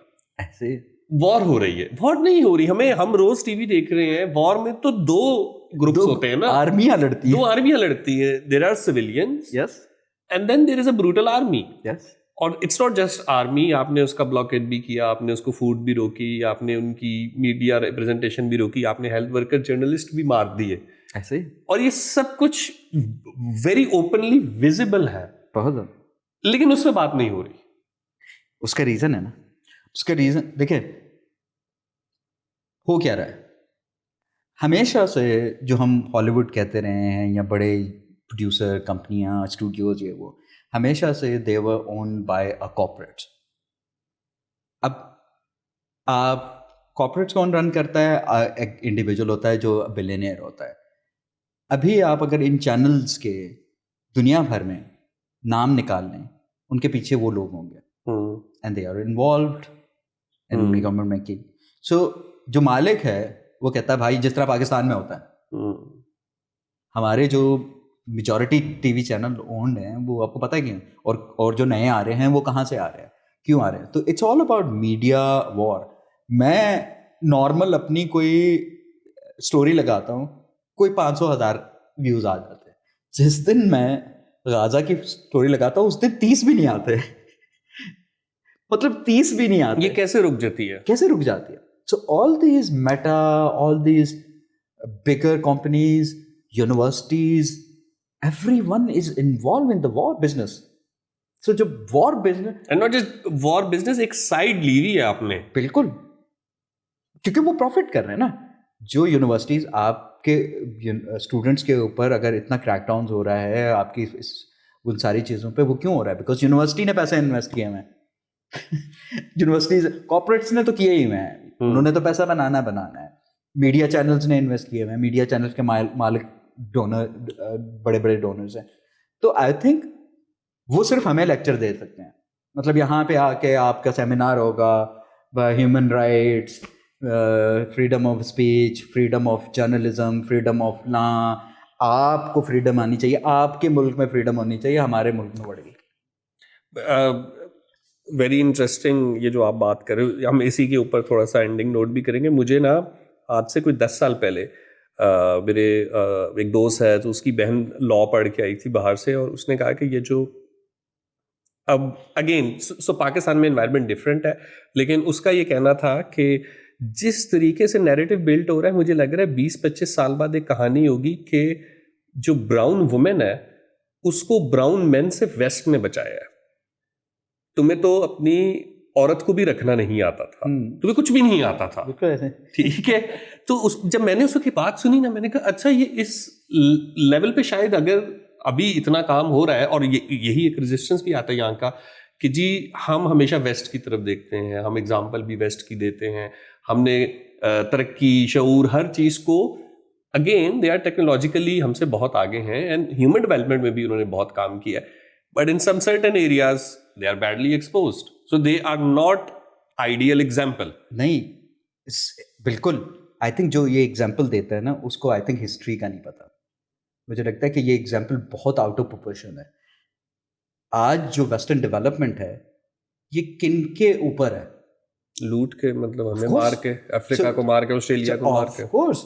सो एक पूरे अरसा है जो कॉलोनियल आपकी पावर्स ने, आपकी फ्रांस था, ब्रिटेन था, स्पेन था, पुर्तगाल था, बाद में अमेरिका ने जाके उधर जो भी किया, ये जितनी भी आपकी वेस्टर्न पावर्स थी, उन्होंने क्या किया? उन्होंने इंडिया को पता नहीं कितना एक्सप्लॉइट किया. अब यहाँ से बंगाल तक, चाइना, अफ्रीका पूरा. So for years systematically they exploited Africa and Asia.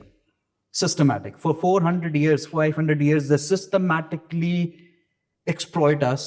They took all the resources, they took all the mines, they took all the natural, everything, all money from here. What they did, they developed themselves. Systematically.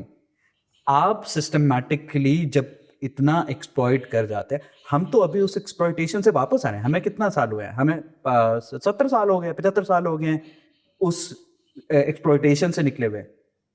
तो हम तो कभी भी, मतलब हमें तो time लगेगा। हम तो अभी कॉलोनियल माइंडसेट से निकलने में टाइम लग रहा है। हमारे लॉज अभी तक कॉलोनियल्स हैं, हमारे सिस्टम अभी तक पूरा वो ब्रिटिश गोरे का है, वो सारा कुछ है। तो वो उसमें टाइम लगेगा।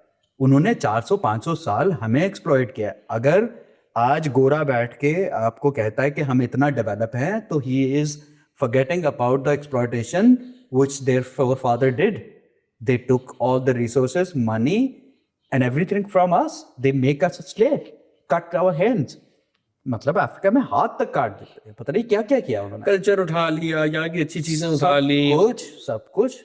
आपकी कॉटन यहाँ उगती थी, जाती वहां थी।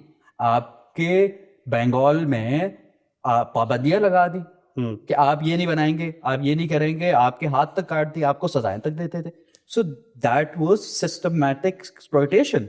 सो आज अगर गोरा बैठ के कहता है कि हमने इतनी डेवलपमेंट की है, that is on our cost.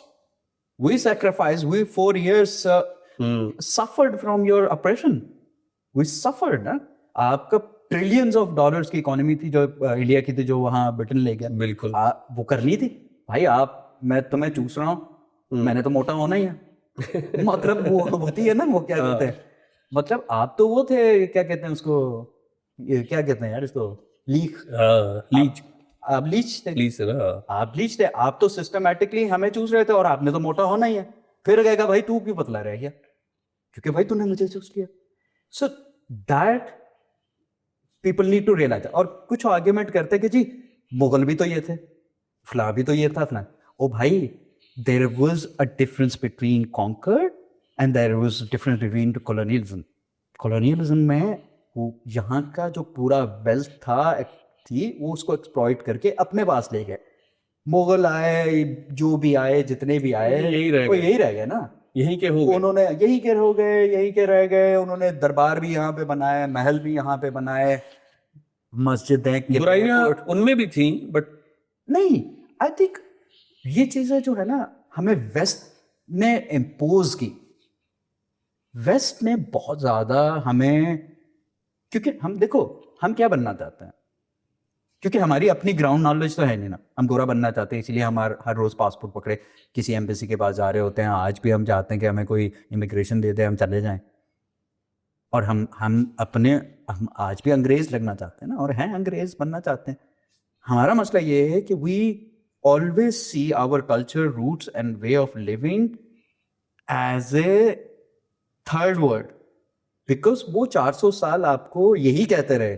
भाई गोरे जब आए, उनकी तुम उस टाइम की तस्वीरें देखो भाई, उनकी औरतें पर्दे में थी, बुर्का पहनती थी, उनके ग्लव्स होते थे, उनके कोई बॉडी पार्ट नजर नहीं आता था। आज यूरोप में कहते हैं जी आपने वो करना मना है। हमें आए और कहते थे ब्लडी इंडियंस, नेकेड पीपल। हमें यहाँ पे वो इस तरह, या तो गर्मी थी ना, तो लोग जरा धोती जोती में ही फिरते थे। हम तो देखो, हमारे यहाँ systematically there was no bigger difference in gender. कोई हमारे यहाँ वो नहीं था कि बहुत ऑपरेशन। एक है book journey to the west. There was a monk who, उसने वहाँ से निकला चाइना से, और वो पूरा पेशावर और सवात और वो सारा कुछ है उसका। जब आप यहाँ के, वो 110 मुल्क क्रॉस करके पेशावर पहुंचा था। इमेजिन, चाइना से निकला, तिब्बत से, और वहाँ पे पहुंचा। तो उसकी किताब पढ़ें तो आपको सोसाइटी के बारे में पता चलता है। हमारी सोसाइटी में देयर वाज रूल्स, सिस्टम था, कौन कहाँ पे वॉक करेगा। अगर आपके सोसाइटी में कोई चोर है तो उसका चलने, वो आइडेंटिफाई करता है इस रास्ते पे चलने के लिए।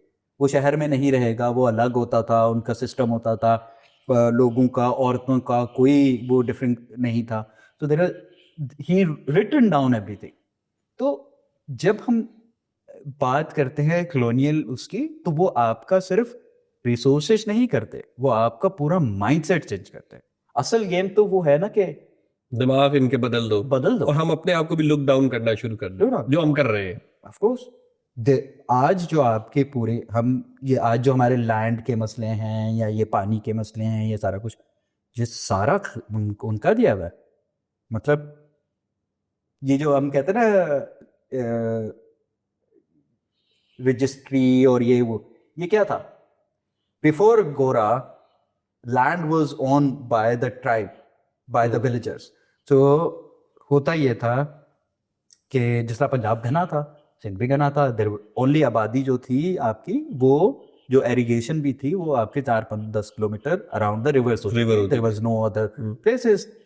तो वो अगर फॉर एग्जांपल एक गांव है जो दरिया के किनारे है, तो उसके इर्द गिर्द की जितनी भी सरखेज जमीन होती थी वो गांव वालों की होती थी। गांव वाले आपस में बैठ के ये टुकड़ा उसका, ये टुकड़ा उसका, ये टुकड़ा उसका, और वो पूरे आबाद करते थे। तो वो एक सिस्टमैटिक वो था। जब गोरा आया उसने कब्जा किया, कहता हाँ अब हम रोड कैसे बनाएंगे, नहरें कैसे बनाएंगे, ये डेवलपमेंट कैसे करेंगे, इनको ये तो लैंड लेने जाते हैं, पूरा गाँव आ जाता है। फिर उन्होंने पूरा लॉज बनाया, फिर आपकी रजिस्ट्री आई, फिर उनमें तकसीम कर दिया। वो माइंडसेट किया ना कि अच्छा तेरी रजिस्ट्री ले रहे, मेरी तो नहीं ले रहे। पहले तो होता था गांव की जमीन जा रही है, अब तो अच्छा इसकी रजिस्ट्री जा रही है, ठीक है।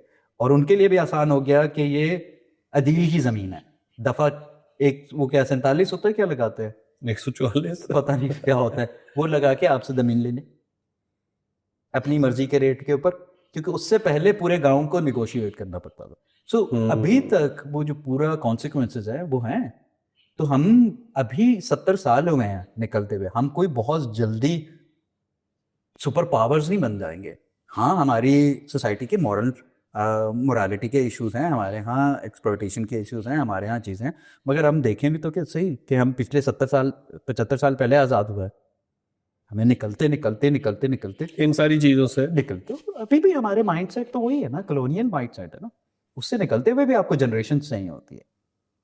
तो वो मुझे लगता है कि प्रोसेस वेस्ट को देख के तो आप बहुत मॉरली बेहतर है यार। मतलब मतलब ये पहले भी हो रहा था, मगर अब जो आप वेस्ट को देखते हैं आप कहते हैं यार we are much better, we are at least morally correct. I think that has to be told towards through our art. Of course, but then again there is a lot of control. There is a lot of control because all these platforms, all these places are controlled by them. So it's very hard to struggle. मतलब it's very hard to come up with the narrative which is वो अभी हुआ है। Gen Z is very fast. इसीलिए आपको हर जगह पे protest नज़र आते हैं, सब कुछ नज़र आते हैं। जो इसराइल के साथ अभी उसने जो सबसे बड़ी जंग हारी है वो नैरेटिव की वॉर है। तो उससे पहले तो सबको लगता था भाई यही मजलूम है और मजलूम है सारा कुछ। सर बहुत मज़ा आया, बड़ी इंटरेस्टिंग कॉन्वर्सेशन एज ऑलवेज। हम तो खैर जब भी बैठें घंटों बात कर सकते हैं। सो इंशाल्लाह फिर दोबारा जब आप फेस्टिवल अपना नज़दीक होगा ना तो फिर ज़रूर आइएगा। ज़रूर, डेफिनेटली। बहुत शुक्रिया। बहुत शुक्रिया।